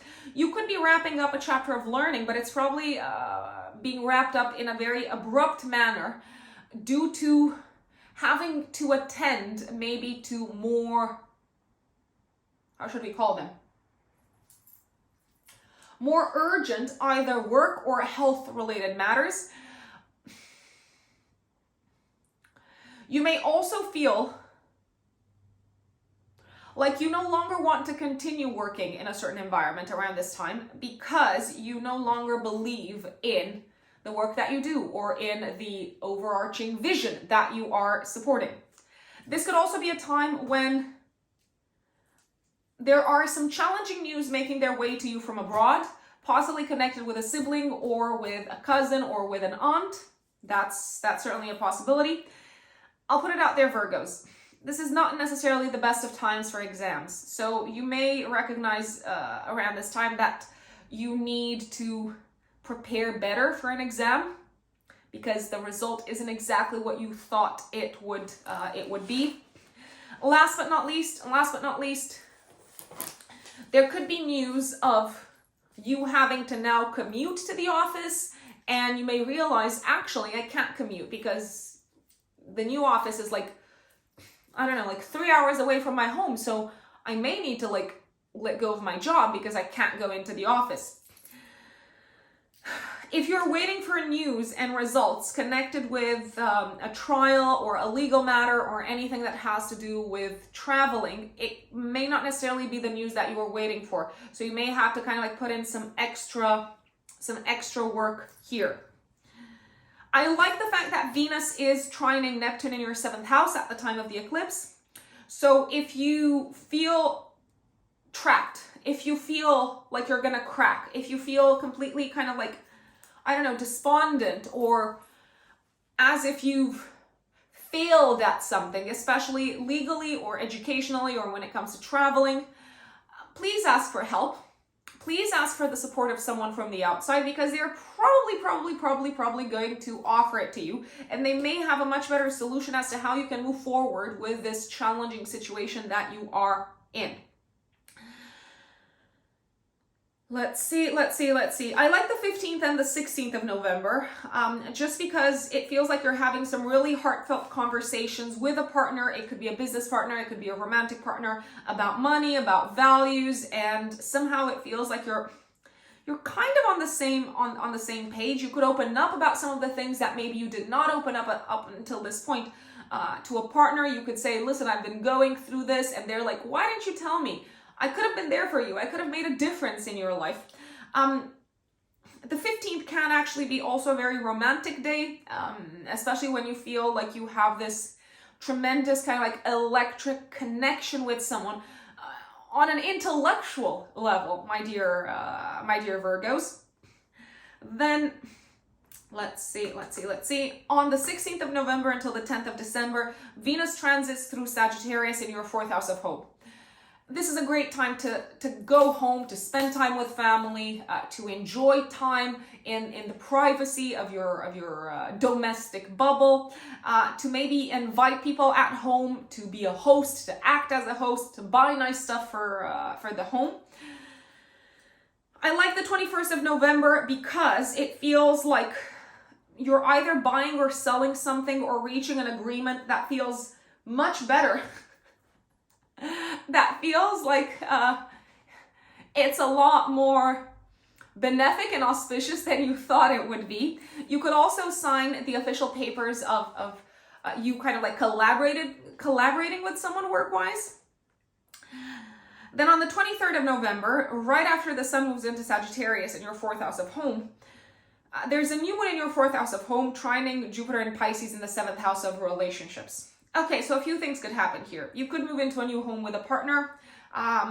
You could also have some exciting news connected with your domestic life that also involve the partner in some shape or form. Some of you might start trying for a baby, especially if you're open to it. Some of you might actually expand the family together with a partner. So you could be getting a puppy, for instance. You could be getting a pet, or there could be news of pregnancy. You may also feel ready to start moving in an exciting new direction, home and family-wise, with someone that has really been there for you and that has helped you kind of like dream bigger in terms of what your life could look like. There's also a possibility, I'll put it out there, if you're traveling to see family, if you're spending time with family, and especially if you're single, your family could introduce you to someone, and I mean a potential romantic partner. I like the 20th of November because you are potentially wrapping up a project, maybe something that was way overdue, something that you were supposed to wrap up a while back at work, and it feels like after a lot of effort, after humongous efforts on your part, People are clear as to what the goals are, what the deliverables are. People are willing to collaborate and to cooperate under your leadership, under your lead, my dear Virgos. I would be very careful on the 29th of November what I say to a parent, because it could backfire. It could be considered rude. It could be taken the wrong way. I'd also be very careful what I say to a boss. There is a possibility that a boss could be very demanding and say, no, I know you're spending time with the family, but I also want you to be on call on this day. So it could be a frustrating day due to demands from a boss who's saying, I don't care if you're like, I don't know, if you're like traveling to another country, I really need you to like respond to my emails. Sometimes it happens. And that is November for you, my dear Virgos. My dear Libras, Libra suns and Libra risings. What does November have in store for you? Well, Jupiter, the great benefic, is transiting your 6th house of day-to-day work and health until the 21st of December. And it also goes direct in your 6th house of day-to-day work on the 23rd of November. Why is this important? Well, because you are very, very nicely aspected, my dear Libras, to take advantage of new opportunities work-wise. You are very nicely aspected also to go through a process of healing when it comes to your physical health. Certainly, you're probably going to be very busy until the 21st of December because Jupiter expands everything it touches, and in the 6th house, it may very well expand the amount of tasks on your to-do list. If you've been going through a period of growth work-wise, in terms of also your skills, in terms of how you make yourselves of service to others, from the beginning of the year, Libras, until the 10th of May, you may feel like that theme comes back to your conscious attention throughout the whole of November and actually until the 21st of December. Also, if you've been making some changes in terms of your habits, in terms of your daily rituals, from the beginning of the year until the 10th of May, you may actually feel inspired to go back to further developing those new habits so that your body reaches a better place, a place of wellness, a place of well-being. Jupiter for you is also the ruler of your 3rd house. Essentially, you may feel like until the 21st of December, Libras, you may feel like you're learning a lot at work. You may feel like you are broadening your skill set, and you may also feel very confident in putting these new skills, putting them to work, putting them into the service of others. Especially after the 23rd of November, there is a possibility that opportunities of growth, maybe new ones, will make their way into your life. And you may even feel like there's a possibility for you to learn to kind of like to speak a new language at work. And when I say speak a new language, I don't necessarily mean a foreign language, but you may start collaborating with new teams. You may start working maybe with teams in an international environment. You may feel ready to develop your technical, let's say, knowledge of a specific language, such as coding, for instance. You may feel inspired to do so, and it may also feel like it is something that comes to you quite easily and quite intuitively, I'd say. The amount of inspiration at work is also likely to go through the roof. It may feel very easy to tap into your imagination. It may feel very easy to be creative, to kind of like bring a vision to fruition, I dare say, my lovely Libras. I'm excited about this transit. Like I said, you're probably going to be very busy, so of course do keep that in mind. But all in all, it is an auspicious influence that you're benefiting from until pretty much the end of the year, work-wise and health-wise. Mars, however, is going to be retrograde in your 9th house in Gemini throughout the entire month. What's happening here? Well, basically, if you had any trips planned, especially trips abroad, they may be delayed, they may be postponed, things may not necessarily move at the pace that you thought they would move with these journeys. There may also be a little bit less clarity on your mind when it comes to what you want to study, especially when it comes to academia, when it comes to university. Also, if things have been moving very quickly and swiftly when it comes to a legal matter, maybe a legal matter that involves a partner, that involves a partnership of some sorts, maybe also a legal matter that has to do with money and finances. So if things have been moving quite fast towards a resolution with Mars retrograde, I don't think they will continue to move at the same pace. It is my recommendation not to rush when it comes to anything that has to do with the law, when it comes to anything that has to do with papers, anything that has to do with academia, also anything that has to do with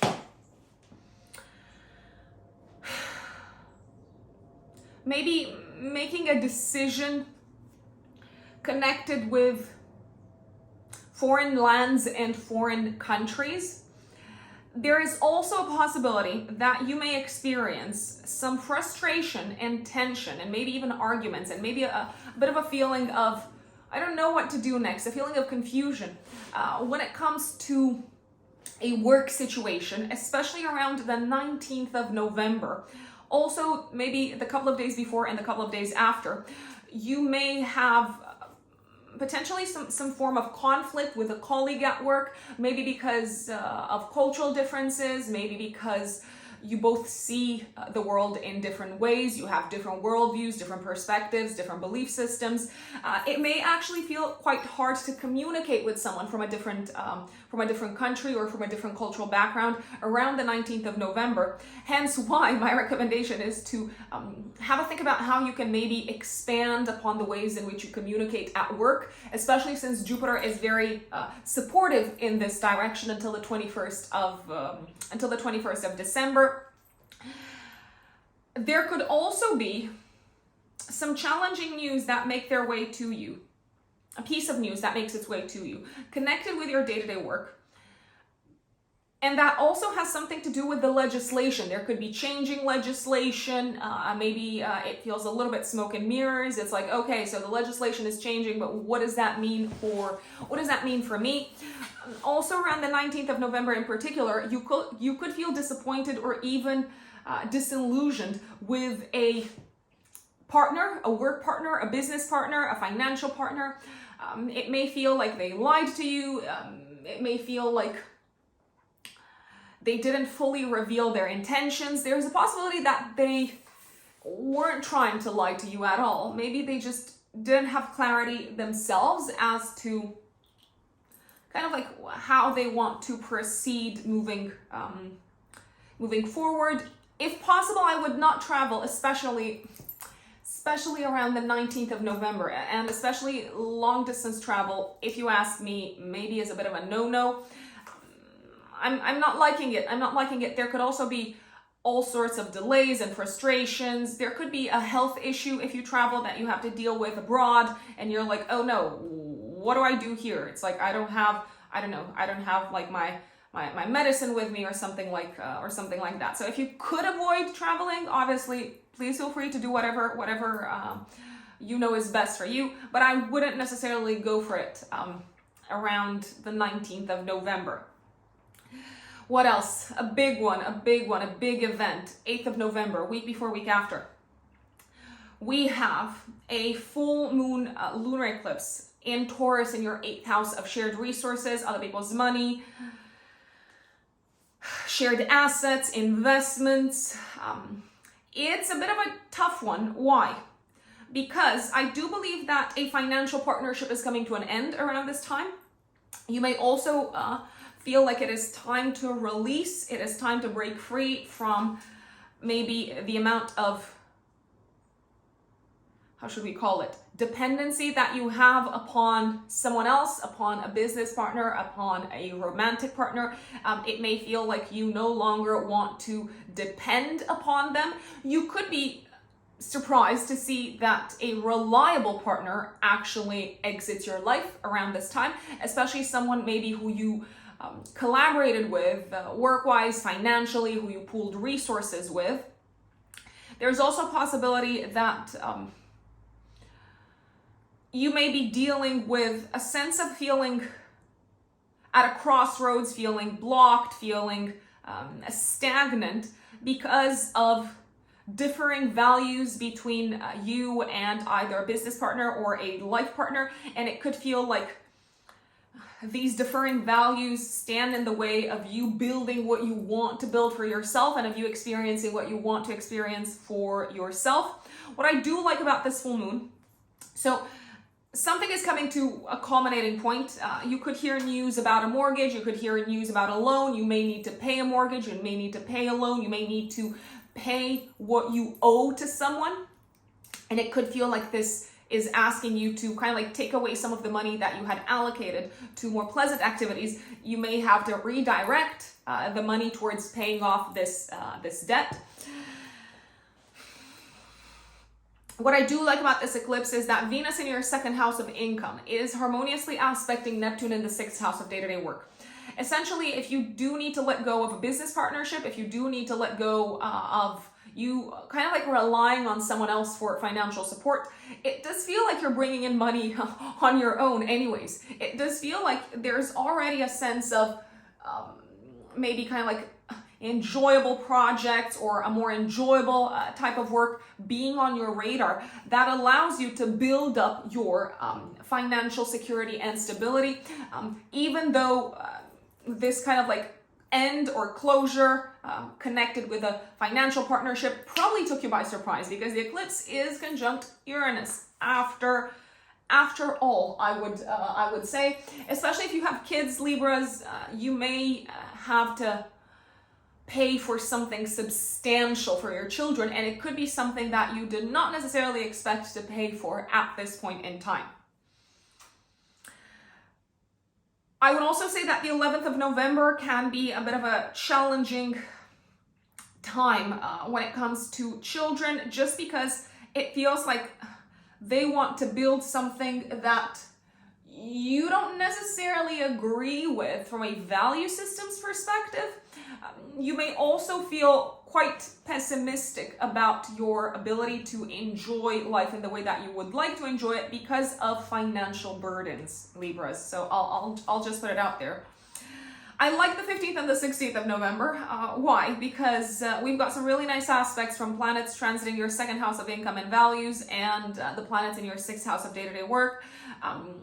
15th, 16th, it does feel like you are very creative at work. It does feel like you've got great ideas. It does feel like you enjoy what you're doing at work. I wouldn't be surprised if you received maybe a job opportunity, or you received news of an offer that makes you really happy. Work-wise, you do seem to enjoy what you're working on. You do seem to feel appreciated in your work.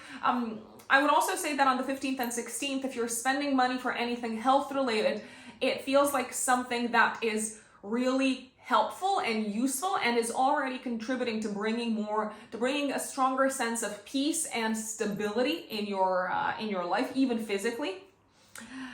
On the 16th of November until the 10th of December, Venus moves into Sagittarius in your third house. So you're likely to be incredibly charming and persuasive when it comes to communications, when it comes to conversations, when it comes to kind of like bringing people on your side. You may really enjoy sharing.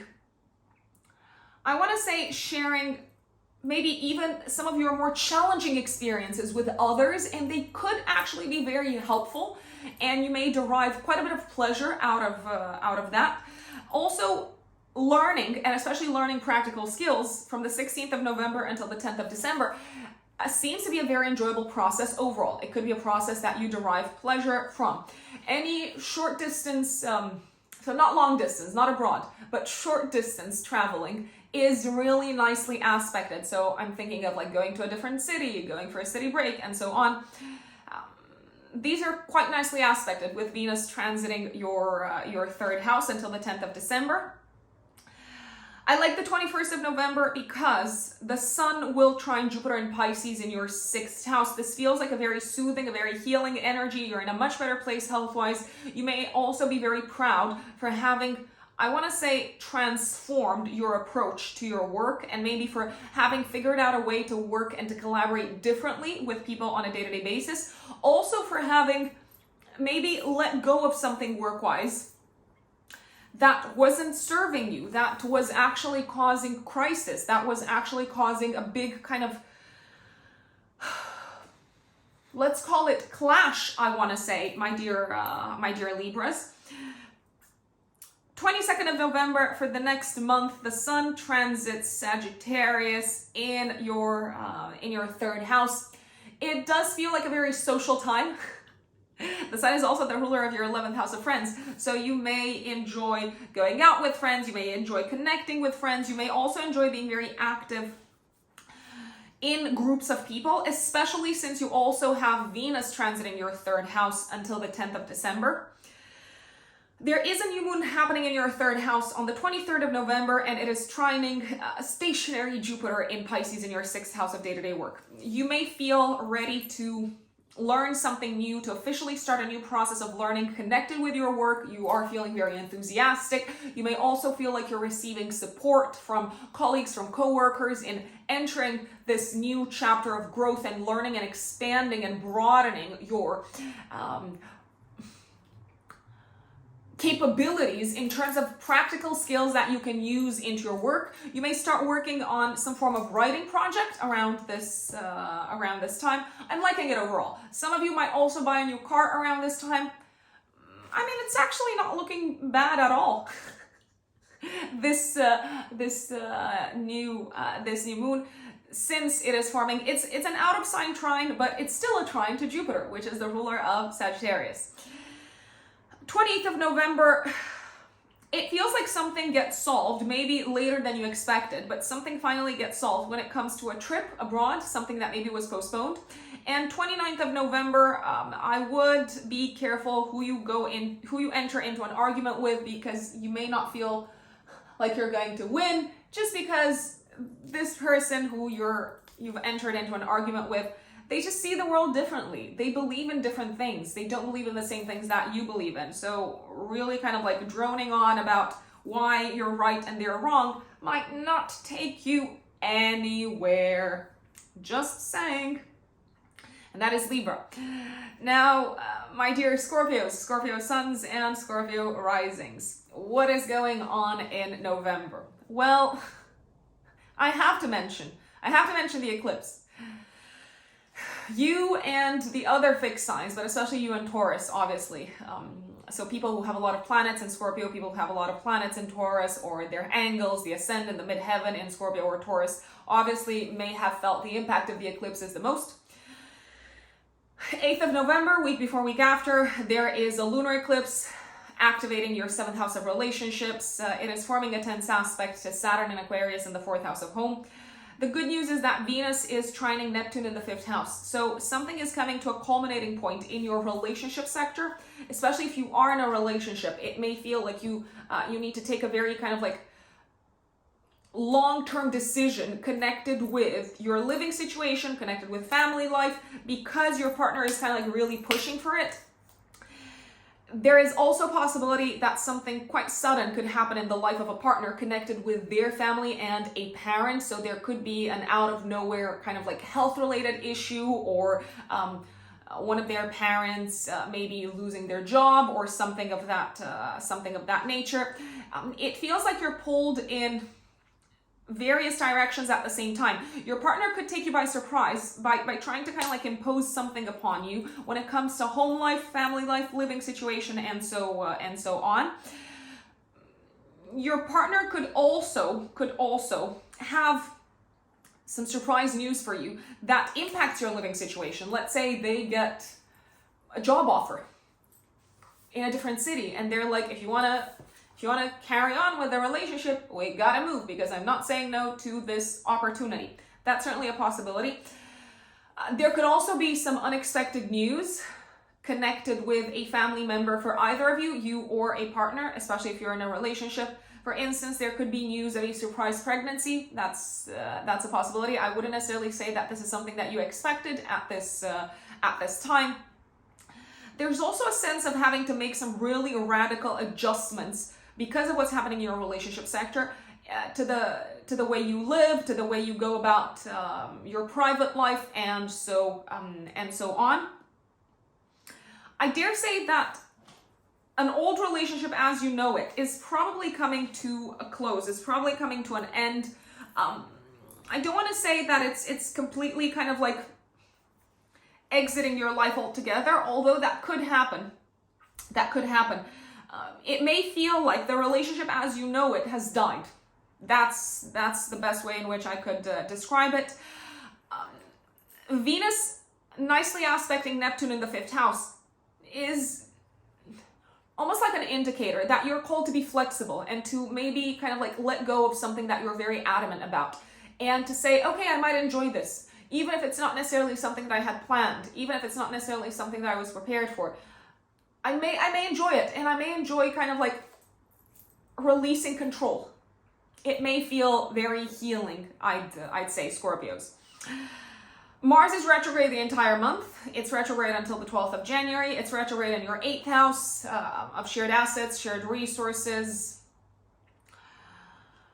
There is a possibility that you may have to deal with, once again, old issues connected with shared finances, connected with shared resources, connected with the partner's finances, issues that maybe you talked through a while back, but now they're coming back to your conscious attention.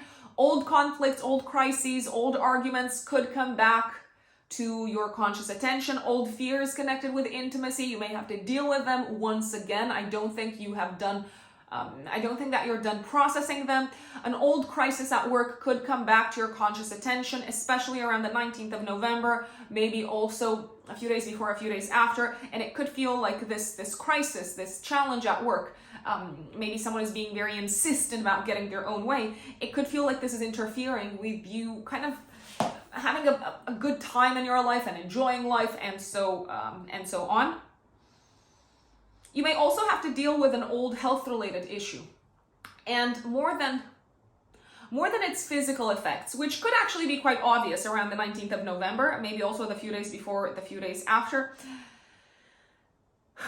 There is a possibility that this old health issue is pinpointing you in the direction of an unhealed wound, an unsolved trauma, maybe also anger that you still are holding on to, and that could result in fever, it could result in inflammation, it could result in the body acting up, the body kind of like saying, I'm still annoyed, I'm still frustrated.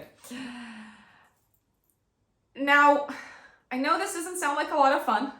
There is fun involved, however, in the month of November. You're like, when? How? Rox, what are you talking about? There is some fun involved. Trust me on this. Jupiter, the great benefic, is coming back to your 5th house of enjoyment, fun, love, and romance until the 21st of December. Why do I like this? Because Jupiter expands everything it touches, and in the 5th house, it is likely to expand the amount of love, of romance, of enjoyment, and of really feeling like you can have a good time and celebrate life. Probably with someone. I want to say someone that you have a tremendous emotional connection with. It may feel like you can access, once again, love in the way that you haven't accessed in a long time.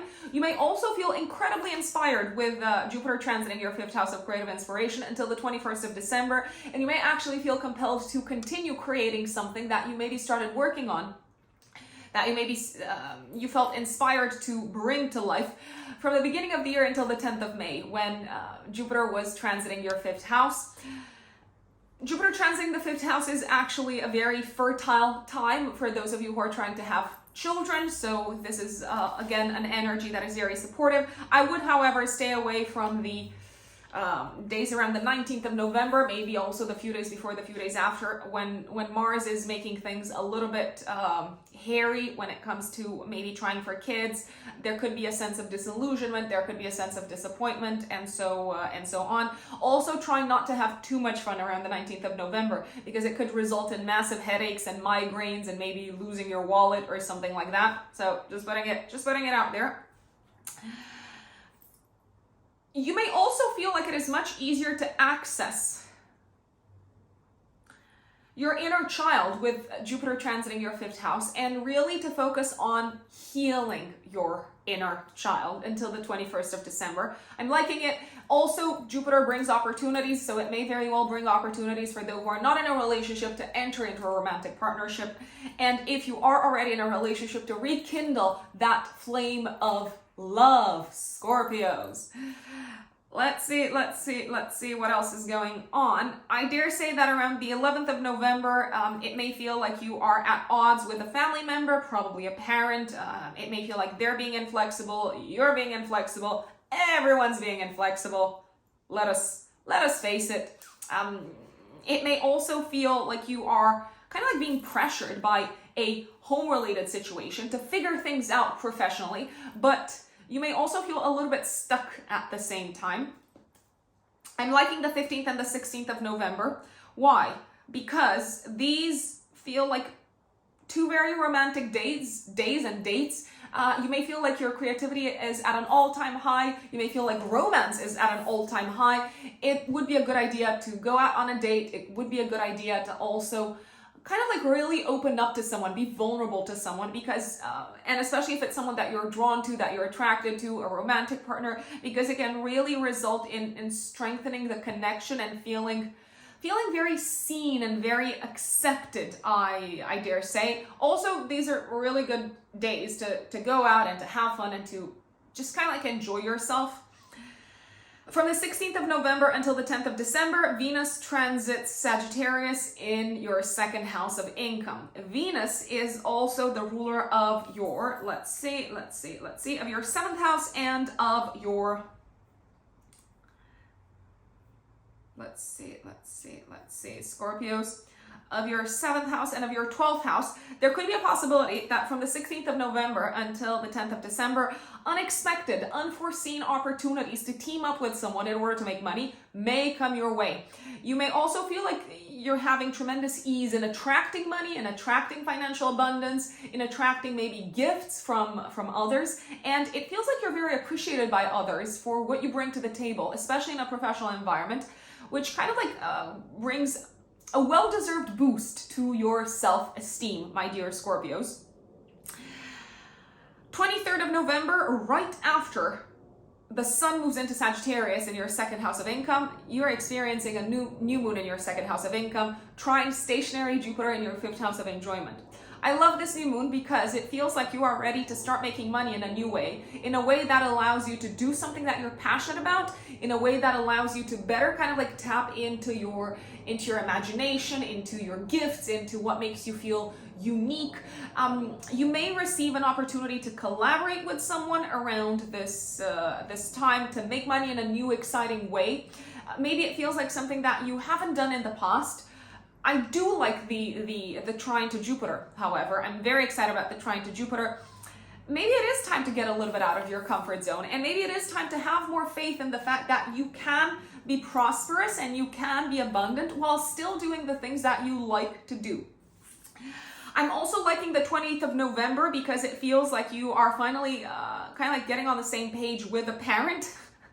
And maybe you also have more clarity as to what you want to change in your home and living situation.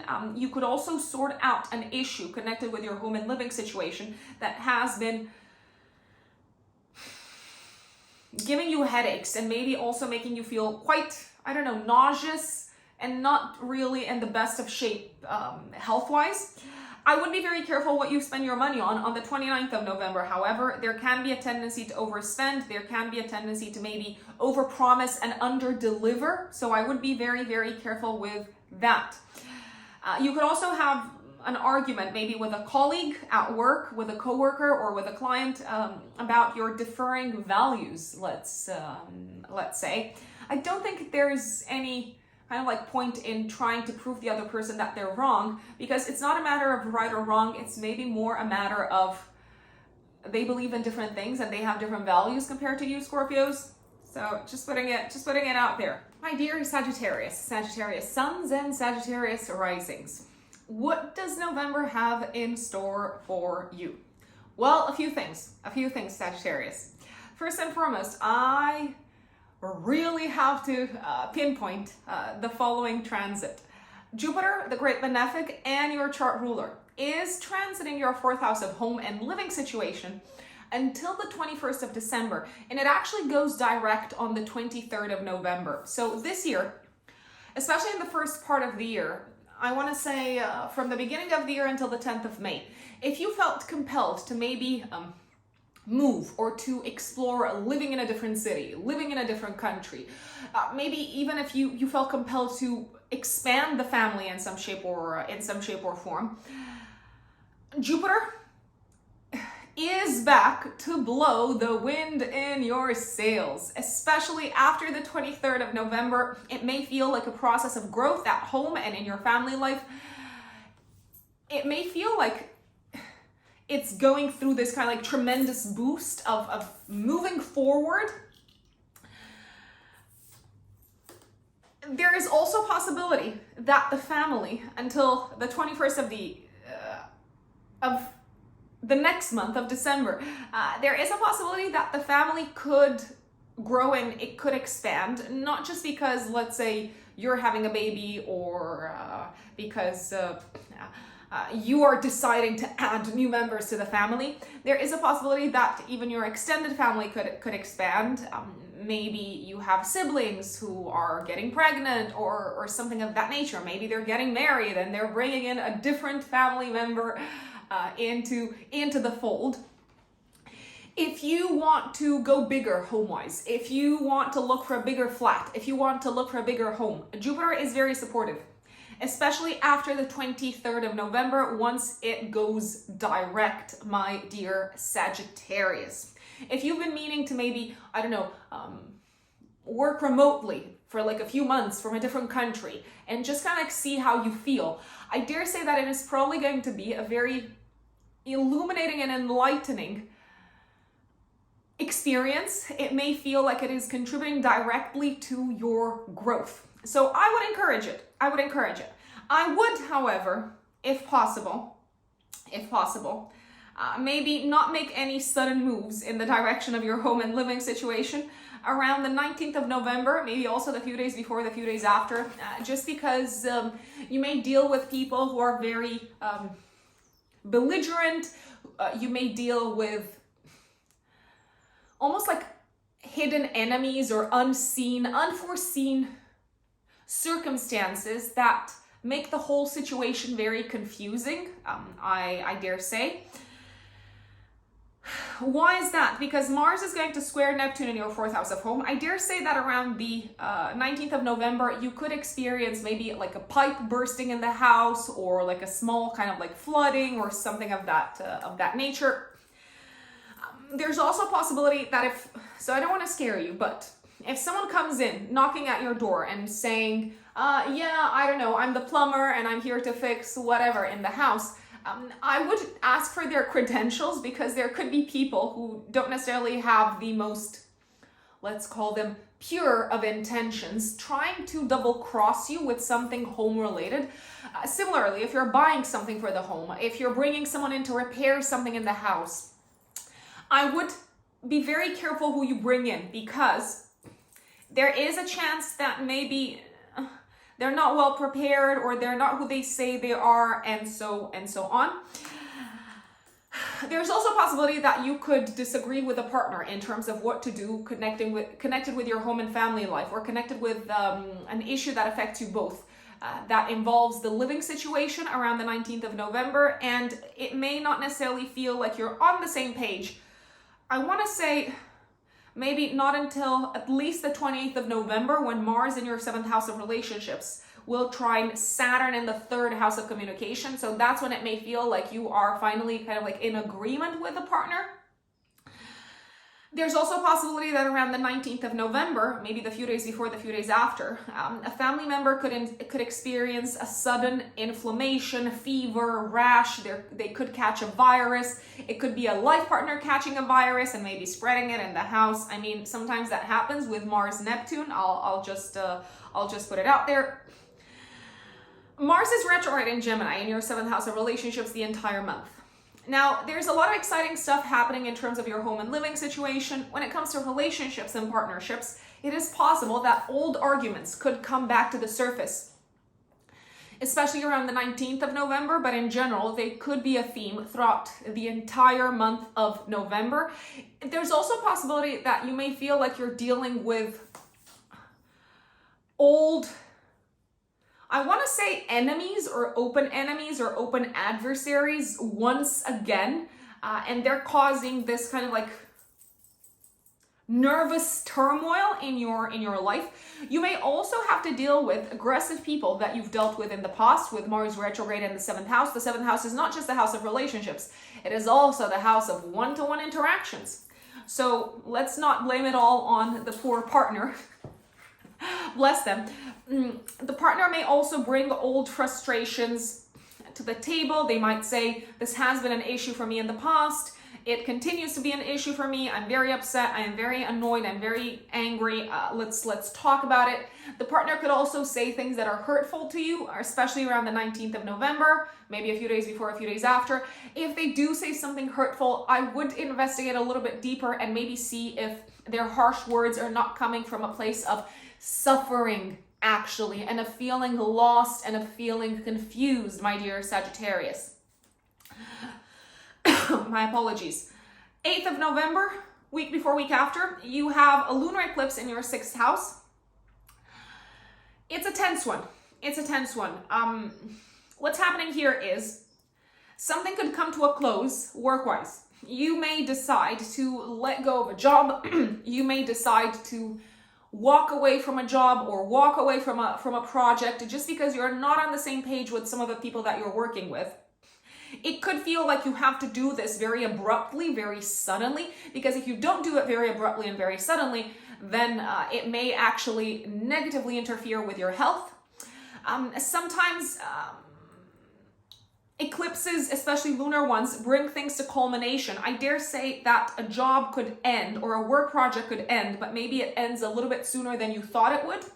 Someone could abruptly leave your work environment, maybe a team member, and you could be feeling very stressed and maybe also quite, how should we say, stuck, because you don't know how exactly you're going to go about fulfilling your duties with this person now gone. You could also experience, I want to say, a mental health crisis around this time, Sagittarius. I would maybe investigate whether you have been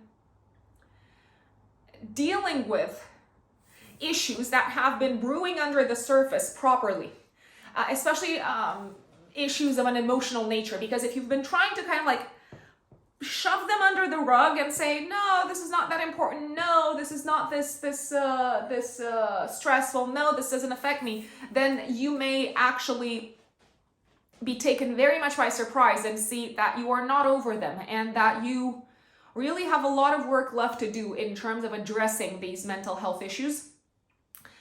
You could also be feeling very exhausted around the time of this eclipse. It does feel like something is coming to an end health-wise as well. Maybe you need to, I don't know, remove something health-wise, or extract something from the body. There's a possibility that you may also have to remove, maybe remove is not the best word. You may have to let go of a health-related habit because it has been negatively impacting the state of your body. The good news is that Venus is trining Neptune from the 12th house, Venus in Scorpio. It feels like you are prepared to let go of something that you've been doing on a day-to-day basis in order to give yourself time to heal and in order to feel, I want to say, even from a mental health perspective, a lot better. So even though You are being taken a little bit out of your comfort zone in terms of habits, Sagittarius, around this time. On the other hand, you may feel like, I see why I have to let go of this, and I know it's going to be for my benefit in the long run. A sibling could also have a health-related issue around this time. I do want to put it out there. There could also be something that breaks, that falls apart in terms of your means of transportation, in terms of maybe your car or your bike. I would see it maybe also as a sign, symbolically speaking, because astrology is a language of symbols. I would see it as a sign of you having maybe pushed yourself a little bit too hard and you kind of like needing to reevaluate what you do on a day-to-day basis. You might say, how is that linked with my bike and my car? Sometimes when we don't process things emotionally, things around us start to fall apart. They start to break. They start to act weirdly. Why? Because everything is connected. As within, so without. As above, so below. They actually say that having leaks in the house, or like a pipe bursting in the house, and having kind of like water issues around the house, this is very much connected with unprocessed and unexpressed feelings and emotions. So keep that in mind, Sagittarius. 15th and the 16th of November, I like these 2 days. I know I have prepared you for the hardest part of the month. Things are getting much better. They are, trust me. 15th and 16th seem like really good days. Why? Because you're letting go of emotional wounds, emotional attachments. You're letting go of traumas. You're forgiving yourself and others from your past, maybe forgiving yourself and potentially family members. You also see what you need to release, what you need to let go in your private life. And it feels like you are very successful at doing so. In order to feel better mentally, these can also be very soothing days in which, if you're taking some time off, I would recommend taking some time off. You might see some of the things, you might have some very powerful revelations and insights around some of the things that need to be let go out of your life. From the 16th of November until the 10th of December, Venus transits your first house. Sagittarius, if you've been having health issues, Venus, the transit of Venus through the first house is very auspicious. It is very benefic. It promotes healing. It promotes, just kind of like receiving that extra boost of vitality, I would say. You might be even much more inclined to look after yourself, to take better care of yourself, to give yourself more love. And that also symbolically is very much associated with, and from a vibrational perspective, is associated with the energy of healing. You may also feel very loved and very appreciated and just generally very well received wherever you go with Venus in the first house. Also, Venus in the first house is generally a very good transit. So until the 10th of December, to change your looks, to get your hair dyed, to get a new haircut, to buy new clothes, and so on. I also like the 21st of November. What's happening on the 21st of November? Let's see. The Sun is forming a harmonious aspect to Jupiter in Pisces in your 4th house. You may realize how much your worldviews, how much your belief system has changed, how much your life philosophy has changed, and you may feel very much at peace as a result of it, compared to what you were taught by parents, by family members, compared to your upbringing, and so on. 23rd of November, 3 days before, 3 days after, right after the Sun moves into Sagittarius, you're experiencing a new beginning in your 1st house of identity and the physical body. It is trining stationary Jupiter in Pisces in the 4th house. I dare say that this is a new beginning for you on a personal level, my dear Sagittarius, in terms of how you interact with family members, in terms of your living situation. You may feel like a new person altogether in your life because of the exciting new adventure that you have embarked upon in your private life, because of having had the courage to kind of like experience something new in your private life and get out of your comfort zone. You may also feel like your relationship with yourself has changed after looking at your past, after looking at your childhood and upbringing from a different perspective, Sagittarius. Last but not least, I would be careful on the 29th of November. You could attract quite a little bit of opposition from either a partner or, I want to say, someone that you interact with in an institutional environment. So for instance, if you go to the hospital or if you go to the library or to the museum, they could react very aggressively towards you. Remember that it's rarely about you, how people treat you, and it's more about how they see themselves and what they're going through in their own lives. Now, if you are a Capricorn sun or a Capricorn rising, my dear Capricorns, what's going on in November for you? Let's see. Okay, so Mars is retrograde the entire month in your 6th house of day-to-day work and health. You may deal with old health-related issues, especially around the 19th of November. Maybe also a few days before, a few days after. You may deal with a virus, potentially a respiratory virus. You may also deal with maybe a stomach bug or some form of like allergy because you've eaten something that really does not agree with you. Also, especially around the 19th of November, but you could experience it throughout the entire month. You may have to deal with old conflicts and old arguments at work with a colleague, with a client, with a stakeholder, and so on. I wouldn't necessarily try to move forward too fast at work because it could backfire. And it may actually feel like people are not necessarily that receptive. The people that you work with, they're not that receptive to you moving super quickly and being like, yeah, go. Follow my lead. You may also be a little bit less clear until Mars gets out of retrograde on the 12th of January next year. You may be a little bit less clear as to what you actually want from your work life. And you may also be a little bit less clear as to what your day-to-day duties are. Especially around the 19th of November, there could actually be a lot of ambiguity and lack of clarity when it comes to your duties. I do want to really stress out the importance of being very careful and attentive on the roads around the 19th of November, also the few days before, the few days after, because you might not do anything wrong, but other people could be, I don't know, like spaced out and not pay attention to, I don't know, like a stoplight, not pay attention to the fact that you have priority on a certain road, and it could result in some challenging incidents on the road. Just putting it out there. You may also need to take it a little bit easier and kind of like slow down in terms of how much you do on a day-to-day basis, especially around the 19th of November, because if you push yourself too hard, it may actually result in you burning yourself out or just kind of like really pulling down your immune system, Capricorns. Now, I prepared you for probably the hardest part of the month. Jupiter, the great benefic, is going to transit Pisces in your 3rd house of communication the entire month, and it actually goes direct on the 23rd of November.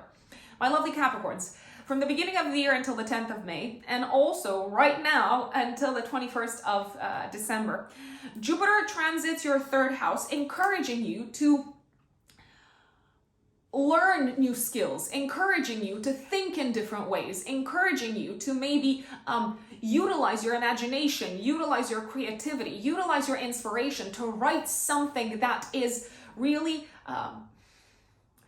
tapping into the depths of your soul. You may feel very inspired when it comes to writing. You may feel very inspired when it comes to putting pen to paper. You may feel very inspired when it comes to persuading others. Jupiter transiting your 3rd house is a fabulous time for writing, for any sort of like writing projects. It's a fabulous time for learning new skills, especially skills of a Piscean nature. So something that involves the imagination or something that involves healing others, that involves soothing and alleviating the suffering of others. It may also feel very easy to learn a new language until the 21st of December. It doesn't necessarily have to be a foreign language. It could be, I don't know, like you learning how to use the jargon in a specific industry.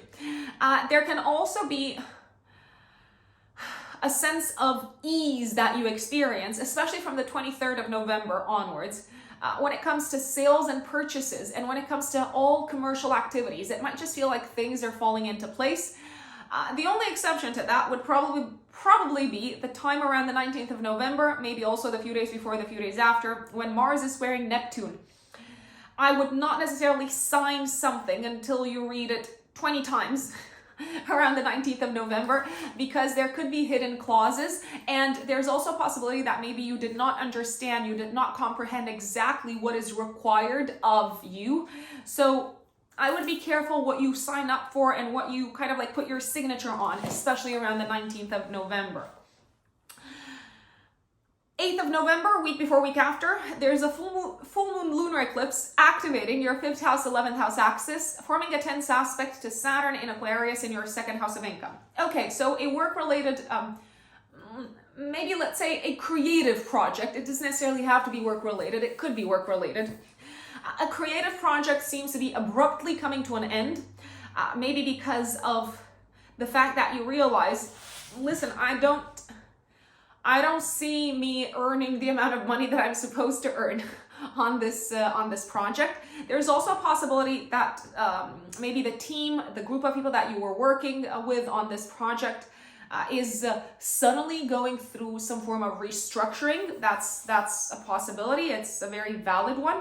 A friend might have some very disturbing news for you, news that kind of like goes against your value system. So there is a chance that you may feel somehow disconnected from this friend. There's a possibility that a friend could move around this time.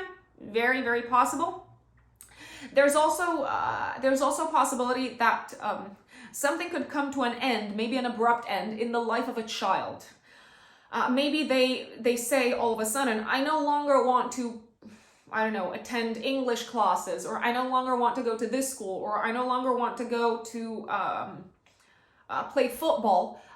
Even though this could be something very challenging for you Capricorns from a value system perspective, it might be something that you need to really make peace with, because otherwise your relationship with your child could suffer tremendously. This can also be a time when you realize that if you want to keep on doing some of the things that you want to do in your life, if you want to keep on kind of like investing in your passions and hobbies and so on, you're probably going to have to make more money, or you're probably going to have to reevaluate your budget. You may also feel pressured to give up on something that you enjoy doing because of financial reasons and because you have other plans. And even though it hurts you, it may feel like it's not sustainable to kind of like keep on spending money in this direction. Just putting it out there. Venus is trining Neptune in your 3rd house of communication. If you need to talk to someone about what you're going through, I would talk to a friend, because they're likely to be very helpful with their experiences, and they could actually have some really wise counsel for you, my dear Capricorns. I'm liking the 15th and the 16th of November. Why? Because it feels like you're working very, very well with a group of people. You're making yourself understood very easily. You are also receiving the emotional support of your friends and from a group of people. You may be healing a relationship with a friend or with a group of people that you were a part of. It may also feel like you're being very convincing when it comes to getting people on your side around this time. The 15th and the 16th are really good days also to socialize, to get out of the house, and to really share what you've been going through, to open up, to be vulnerable, because some really exciting opportunities could come out of that, and also a tremendous sense of emotional healing could come out of that, my dear Capricorns. Venus transits your 12th house in Sagittarius until the 10th of December from the 16th of November. For you, Venus is the ruler of your, let's see, of your 5th house and of your 10th house. It is a good time to take some time off from the 16th of November until the 10th of December. You may also feel like you do some of your best work, especially creative work, behind the scenes, where you can kind of like tap into inspiration that you would not necessarily tap into on a day-to-day basis. You may also feel like you are ready to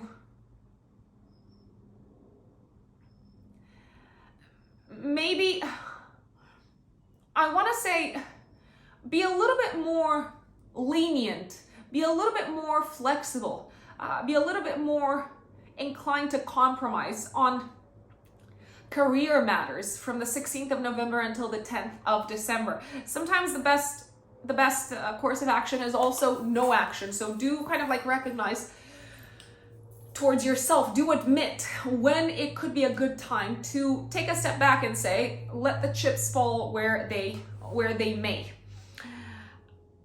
21st of November, the sun is trining Jupiter in Pisces in your third house. Again, this feels like a very good time for forming partnerships that require pooling resources together. There could also be an unexpected opportunity for investment making its way to you around this time. Maybe something that you sense intuitively. It could have a very powerful impact upon your passive income, my dear Capricorns.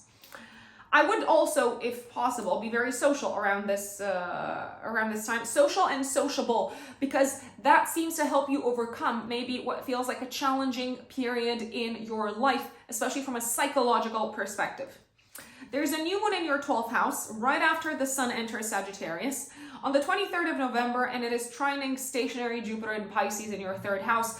You could have almost like an aha moment, an epiphany in terms of what old way of thinking you need to let go of, what old way of maybe communicating you also need to let go of, what old way of expressing yourself you need to let go of. You could also start learning very behind the scenes. You could start learning about a new set of spiritual practices. You could start diving into a different worldview, a different set of spiritual beliefs, and this could actually give you a strong sense of positivity and optimism, almost a sense of having connected with a greater power, my dear Capricorns. I'm liking the 20th of November because something seems to get solved financially around this time.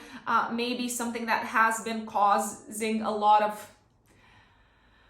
distress and a lot of anger at work on a day-to-day basis. And on the 29th of November, I would be very careful what you say in a work environment, because it could backfire, it could be interpreted in the completely wrong way. I would also, if possible,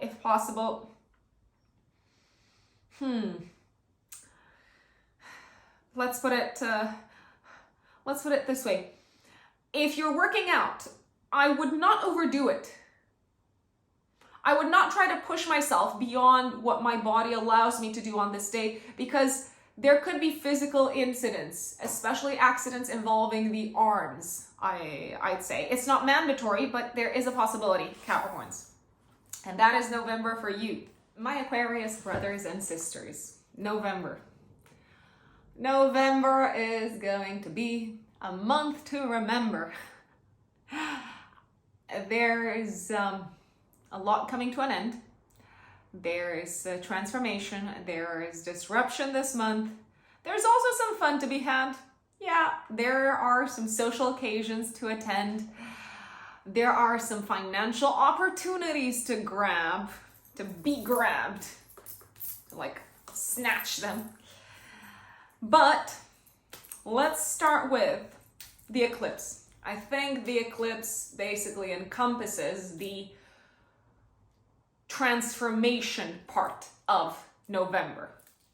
8th of November, week before, week after, you're experiencing a full moon lunar eclipse in your 4th house of home and family, activating your private life, your home life, your living situation, and your 10th house of career.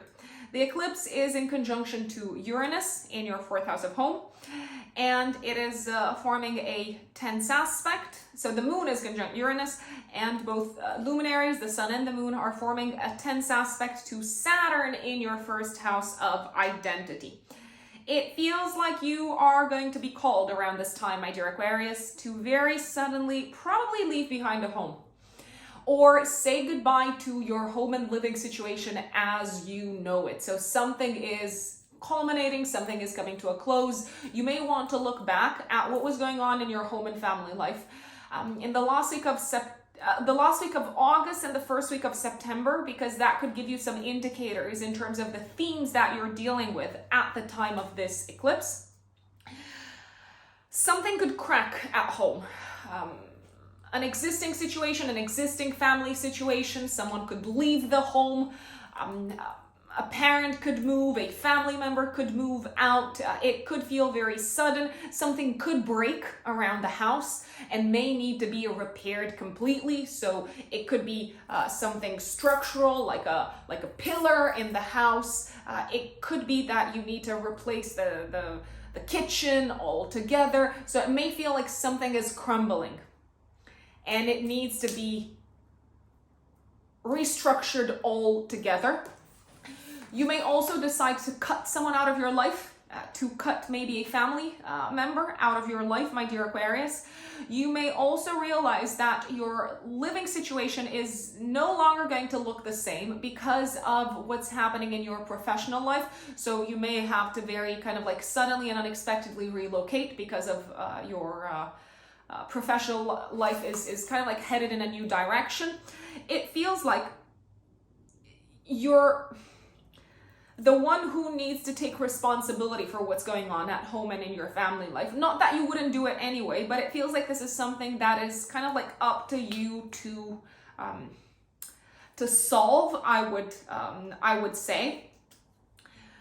My recommendation is also around this time to not be afraid to share with people in the outside world, to not be afraid to share some of the drastic, radical changes that have been taking place in your private life, because you may be pleasantly surprised to see that someone in a position of authority, someone who you look up to, someone that you admire, you may be surprised to see that they're actually very supportive and they take off some of that pressure that is already very heavy upon your shoulders. You may also have to say goodbye to, I want to say, something that you're very attached to in the home. It could be an object, it could be a part of your home. Like I said, something could break, could fall apart. That's certainly a possibility. This could also be a time when you have to draw much stronger boundaries with your family members. A family member could also take you by surprise and say, listen, I'm getting a divorce. So you could have, I don't know, like a sibling or a cousin, or even like a I don't know, like someone closer to you saying, I'm getting a divorce, this is it is what it is. And you may have kind of like very mixed feelings about it. You might actually be a little bit in resistance. Generally, when it comes to eclipses, my big recommendation is not to resist the change, but rather to go with the flow and to kind of like see the fact that this leaves room for new beginnings. This leaves room for building maybe in a different way. It's a challenging one, especially since it feels like you are kind of like taking this very personally, this change, even if it's not exactly something linked with you. You could be feeling also quite pessimistic about where this change is taking you. My recommendation is to see it as an opportunity to create a more enjoyable life. Because Venus, the ruler of your fourth house of home, is actually going to be in a trine to Neptune. So if you kind of like just let go and let it get out of your life, this energy, and really look at how you can make room for something much closer to your heart, I dare say that you're likely to get out of this situation unscathed, not hurt. I don't know how to pronounce this word. I realized that I read it somewhere, but I haven't actually used it in my speech. So unhurt. You may kind of like come out of this situation less hurt. Boundaries, wrapping up something at home, and also accepting that something can no longer be built, I would say, but it needs to be restructured and it needs to be maybe dismantled and built from scratch altogether. These are some of my tactics when it comes to the eclipse. Jupiter is going to transit your second house of income in Pisces until the 21st of December. And there is a very high chance that maybe opportunities to increase your income that came up to your conscious attention, that popped up in your life from the beginning of the year until the 10th of May, they may make their way back to you. So they may come back into your life. It feels like you also have the opportunity to kind of like broaden your vision and your perspective and your views when it comes to how you can make money, how you can collaborate with others and make money, because Jupiter is also the ruler of your 11th house. My big recommendation is to take every single opportunity that you can to socialize, to go out into the world, to surround yourself with like-minded individuals until the 21st of December, because very, very lucrative financial partnerships could come out of this. And you could form some connections and some relationships with your peers that are likely to increase your financial security and stability for the long run. My apologies, I've got something in my eye. Sorry about that. I had to do it. I couldn't just pretend that I can see the camera well when I wasn't actually seeing it properly. So you have the opportunity to increase your income until the 21st of December, but I do believe that this is very much dependent upon you getting out of your comfort zone and you also saying yes to making money in connection, in conjunction with others, and maybe also in a group type of setup, my dear Aquarians. Especially after the 23rd of November, once Jupiter goes direct, it may feel like things are moving in the right direction financially, and that direction is the direction of growth and expansion. You may also feel like your self-esteem is receiving a tremendous boost until the 21st of December, and especially after the 23rd of November onwards. Why? Because you're very appreciated by an audience. You're very appreciated by a group of people. You could also feel very, very appreciated by your friends, Aquarians. Let's see. Mars is retrograde in Gemini in your 5th house the entire month. I want to say that maybe creative projects that you've been engaged in on your own may not necessarily go as swiftly as you thought they would. There's also a chance that you could have some conflicts, some arguments, I want to say, with, especially if you're in a relationship with your partner's friends, because the 11th house is also, my apologies, the 5th house is the house of your partner's friends, I dare say. You may also need to reevaluate how you have fun, how you enjoy yourself, because you might have been going at it 1,000 miles an hour and maybe not really taking the time to say, okay, but do I really like to do this? Or am I just doing it because it's, I don't know, what everyone else is doing? It's maybe a way for me to connect with others and so on. You may be a little bit less clear in terms of what you want romantically whilst Mars is retrograde in your 5th house until the 12th of January next year. Old romantic flames and interests could come back into your life whilst Mars is retrograde.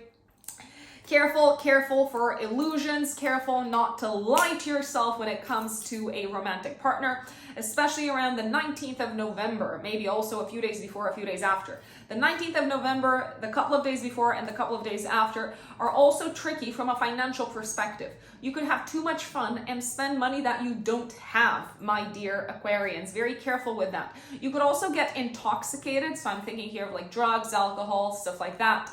And you may actually end up, again, spending money that you don't have or overspending and then regretting it. So that's very, very possible. You could also feel deceived and lied to by a romantic partner, my dear Aquarius, especially Aquarius risings, around the 19th of November, a few days before, a few days after. If you have kids, a kid could lie to you. So I would investigate a little bit deeper. I wouldn't necessarily take their word at face value. Let's see. I like the 15th and the 16th of November. For your career, for your financial sector, it feels like you're feeling appreciated. It feels like you are receiving.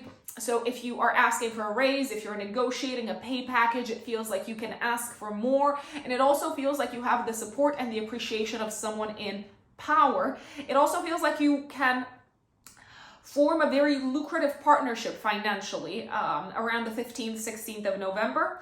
Venus enters your 11th house of friends from the 16th of November until the 10th of December. This is a great time to go out with friends, to have fun, to enjoy social type of situations. And you may also feel like a specific group of people is really appreciative of what you bring to the table. Group type of setups and events such as conferences, anything that involves getting together with like-minded individuals, especially people that believe in the same things that you believe in, they're likely to be very enjoyable with Venus in your 11th house. 21st of November, another good day for money and finances. Again, I do believe that you can make money here by kind of like tapping into someone else's resources or playing the role of the advisor or of the mediator. Don't be afraid to toot your own horn, to kind of like speak highly of yourselves around this time, my lovely Aquarians, just because it is likely to make a difference, especially when you're negotiating something in a professional setup. 23rd of November, right after the sun moves into Sagittarius on the 22nd, you're experiencing a new moon in your 11th house of groups of people trining Jupiter in Pisces in your 2nd house. This is where I believe that you're ready to enter a group of people, to connect with a group of people, to connect with a community or with a new audience that is likely to generate a significant increase in the amount of money that you make. You may also join a group of people or decide to be active within a group of people at this time. That makes you feel very appreciated, and that also helps you grow and develop your sense of self-worth and self-esteem, and also helps you better monetize your talents, my dear Aquarians. Last but not least, on the 29th of November, please do not get into a fight with a romantic partner. I mean, you might. Or you might get into a fight with a friend over something that's happening either in your romantic life or in their romantic life. Mars is retrograde, so careful what you say, because in Gemini, Mars retrograde could say things that they don't actually mean and that hurt the other person more, or that hurt the other person in ways that you did not intended for them to get hurt. So I would pay attention to this tricky day. And last but not least, my dear Pisces, Pisces suns and Pisces risings, what can you expect from the month of November? Well, I love the fact that Jupiter is back in your 1st house of identity and the physical body. This is happening until the 21st of December. So Jupiter transiting your 1st house is a very healing aspect from a physical perspective. If you've been experiencing health-related issues physically, if you've been going through challenges and transitions when it comes to the physical body, and especially I want to say in October, you might have had some challenging experiences physically with Mars squaring Neptune. Jupiter is a very soothing and helpful energy, and it may also help you look at a situation of a physical nature differently. So Jupiter broadens perspectives. It is a very benefic transit for anything that has to do with the physical body. Careful not to overdo things in terms of eating too much, because Jupiter can go a little bit ballistic with the excesses. Careful not to overindulge in anything that has kind of like a drug component to it, especially around the 19th of November. You might really regret it around the 19th of November, because Mars is going to square Neptune and Pisces in your 1st house. So the few days before and the few days after the 19th are also ones to pay attention to. There could be an experience of intoxication. There could be an experience of physical suffering, of having to deal with some form of virus, of having to deal with something, how should we say, maybe like a hidden infection or something of that nature. I would not get surgery around the 19th of November if possible. I would not deal with anything sharp in relation to the body. So I wouldn't get a tattoo. I wouldn't get surgery. I wouldn't go to the dentist if possible. I would also be very careful what you eat, because you could get some form of intoxication around this time. You could also feel disappointed or hurt by something that a parent or a family member says around this time. There could also be a leakage in the house around this time, something connected with drainage, something connected with the water, the faucets in the house, and it may need to be repaired. And it could actually be something that you have repaired in the past because Mars is retrograde. Speaking of Mars retrograde in Gemini in your 4th house the entire month until the 12th of January next year, you could have to discuss once again old issues with family members that you thought maybe you had talked about and you thought maybe that they were solved, especially issues that involve money and finances, because Mars is also the ruler of your 2nd house of income. You might have to repay for some stuff connected with a house, or have to deal with maybe old payments that haven't been taken care of in full, or something that you thought would cost less might actually cost more, or you might have to pay for it again for whatever reason. Maybe because the payment kind of like didn't reach the other person's bank account and so on. You could have some old arguments with family members, with a parent in particular, also with, I'll say it, with regards to maybe an issue that has caused you a lot of suffering and maybe you wanted to kind of like just get over it, but Mars retrograde is saying, no, you're not over this. You're not done. You're not done yet. You might also have to go back home to take care of something connected with the legal aspect of things, connected with documents, paperwork, traveling, visas. You might have to maybe go back and redo some of these things. I don't know, you might have to like redo your passport because you realize that something's wrong with it. Or you might have to redo some form of document connected with, I don't know, like selling a property or something of that nature. I'll put it out there. You may be very unclear as to how to solve this issue, especially around the 19th of November. You might have much more clarity around the 28th of November, maybe also the day before and the day after. That's when Mars is trining Saturn and Aquarius in the 12th house. It could be that you're getting some help from someone to solve a pending matter that has been causing a lot of frustration connected with your home, property, and living situation. Let's see. The lunar eclipse. Okay, 8th of November, week before, week after. The lunar eclipse in Taurus is activating your axis of learning and traveling, 3rd house, 9th house axis. It's an eclipse conjunct Uranus, so there's probably going to be some unexpected terminations connected with your education, connected with your classes and courses. You might have to pause, you might have to stop taking a course or a class, or you might decide to no longer spend your money on it because you have other priorities, you have other goals. You could also hear news, but maybe it's not exactly what you thought you would receive in terms of news. You could hear news connected with an exam. Maybe you realize that you have to retake the exam. You could also hear news of, I want to say, a friend going through a very tough and challenging time. You might have to postpone a trip around this time. You might also have to postpone your studies around this time, or like I said, kind of like give up on a course altogether because it's not necessarily something that will help you or that will contribute to your goals moving forward. Venus in your 9th house is trining Neptune in the 1st house at the time of the eclipse. Whatever it is that you need to let go of educationally, also in terms of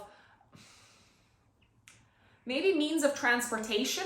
The car could break down around this time and you may not be able to fix it. You might just have to replace it. Whatever you need to let go of, I would look at the big picture and I would look at how this is maybe creating room for you to focus more on what you like to do, rather than what was expected of you, rather than what you thought your duties and responsibilities were. You may also have like a crisis connected with your faith around this time, my dear Pisces, and you may recognize that actually what you used to believe in is no longer something that serves you and is no longer something that you believe in moving forward. So your belief systems have changed, your worldview has changed, and as a result of that, you may deal with some turbulence in terms of your mental health and inner peace. Sometimes it's okay to admit that we don't have all the answers, because obviously we don't have all the answers. Especially for those of you who have siblings, this could be a challenging time for a sibling. You may hear news of a sibling going through some personal crisis behind the scenes, and it really takes you by surprise, and you're like, why didn't you tell me? Why didn't you open up about this? Another possibility is that around this time, you may hear some challenging news, so not the result that you wanted. From an institution. It could be an institution connected with traveling, visas, residency, but also a legal institution. I would say that even if this is not the result that you were expecting or hoping for, the fact that a legal issue is coming to a close seems to really kind of like take a weight off your chest, my dear Pisces. I would also look back at what was going on in your life in the area of education and legal matters and traveling around the last week of August and the first week of September, because this eclipse could bring things to a close, to a culminating point. I like the 15th and the 16th of November, Pisces, because you seem to look at the world in a different light. You seem to go through a process of expansion of consciousness. You seem to kind of like find the meaning in all the transformation that you've been going through, especially from a mentality perspective. And it also feels like you're going through this process of healing on a physical level, and really accepting what you can change and what you cannot change. And also, I want to say, really accepting help from maybe those who have gone through a similar type of crisis or challenge in terms of transformation that you have gone through. You could also receive some really, I want to say, helpful input from a mentor or a teacher, maybe someone that you look up to, in terms of this experience of growth and expansion that you're going through on a personal level, my dear Pisces. Venus, from the 16th of November until the 10th of December, actually, is transiting Sagittarius in your 10th house of career. This is a very enjoyable time career-wise. It may feel like bosses are on your side. It may feel like those in authority are on your side. You could feel very liked, very appreciated, very charismatic. It is also a time when your reputation is going through I want to say a really, really good time. So it may feel like your reputation is kind of like benefiting from this extra kind of like layer of glamorousness, or of you really feeling like, yeah, my status is in a place that it hasn't been in for a long time, or that it hasn't been in at all, let's say. You're very admired in public. You're very admired when you are exposed, when you are in the spotlight.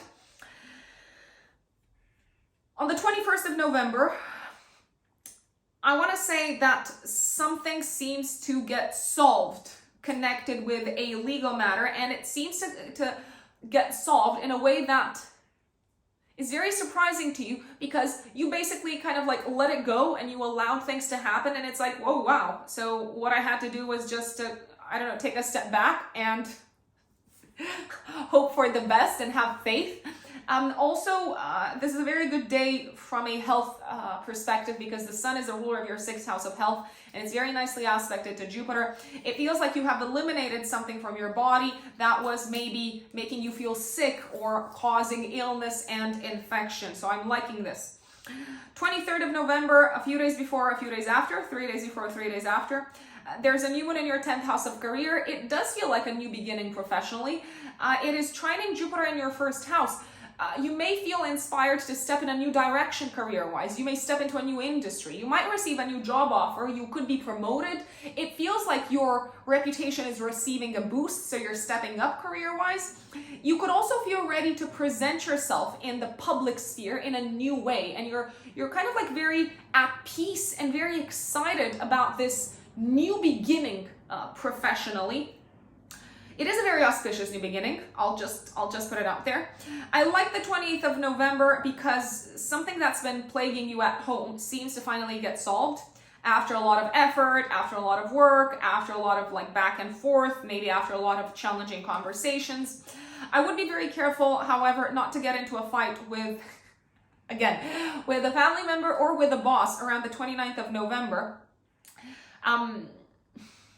You might say things that you later regret. Also, if you are, I don't know, like holding a speech or making a presentation professionally, I would be careful not to overpromise and underdeliver. I would be very careful what you say because it could be used against you afterwards. So careful not to use big words, and also careful, I want to say, of how you deal with cultural differences in the workspace, because this could also be something that maybe gives birth to a bit of a hidden enemy if you inadvertently, I don't know, how should we call it, attack someone or make someone feel bad or insulted because of where they come from. I'm not saying that that's your intention in any case, but there is a possibility that this could happen, so I would make sure to be kind of like extra careful what you say in a public environment around this time, around the 29th of November, my dear Pisces. And that is your November horoscope, folks. Please don't forget, if you haven't subscribed yet, what are you waiting for? And if you are active on Instagram, you can also follow me on Instagram. My handle is @ruxunbelievable in one word. If you want to work with me, you can find me on my website, written in the stars-astrology.com. I'm going to leave a link in the comments box as well. That is where you can purchase one-to-one consultations with me. They are also recorded if you want me to record them so that you can re-listen to them further down the line.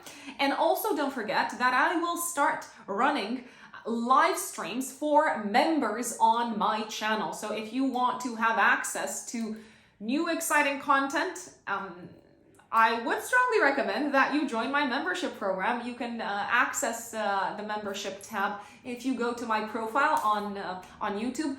Also, this is a great way for you to show your support for my channel if my work has been helpful in any shape or form, and if you are not necessarily interested in getting a one-to-one consultation or to work with me one-to-one. Let us know in the comments how November unfolds for you, and I will see you next time. Bye.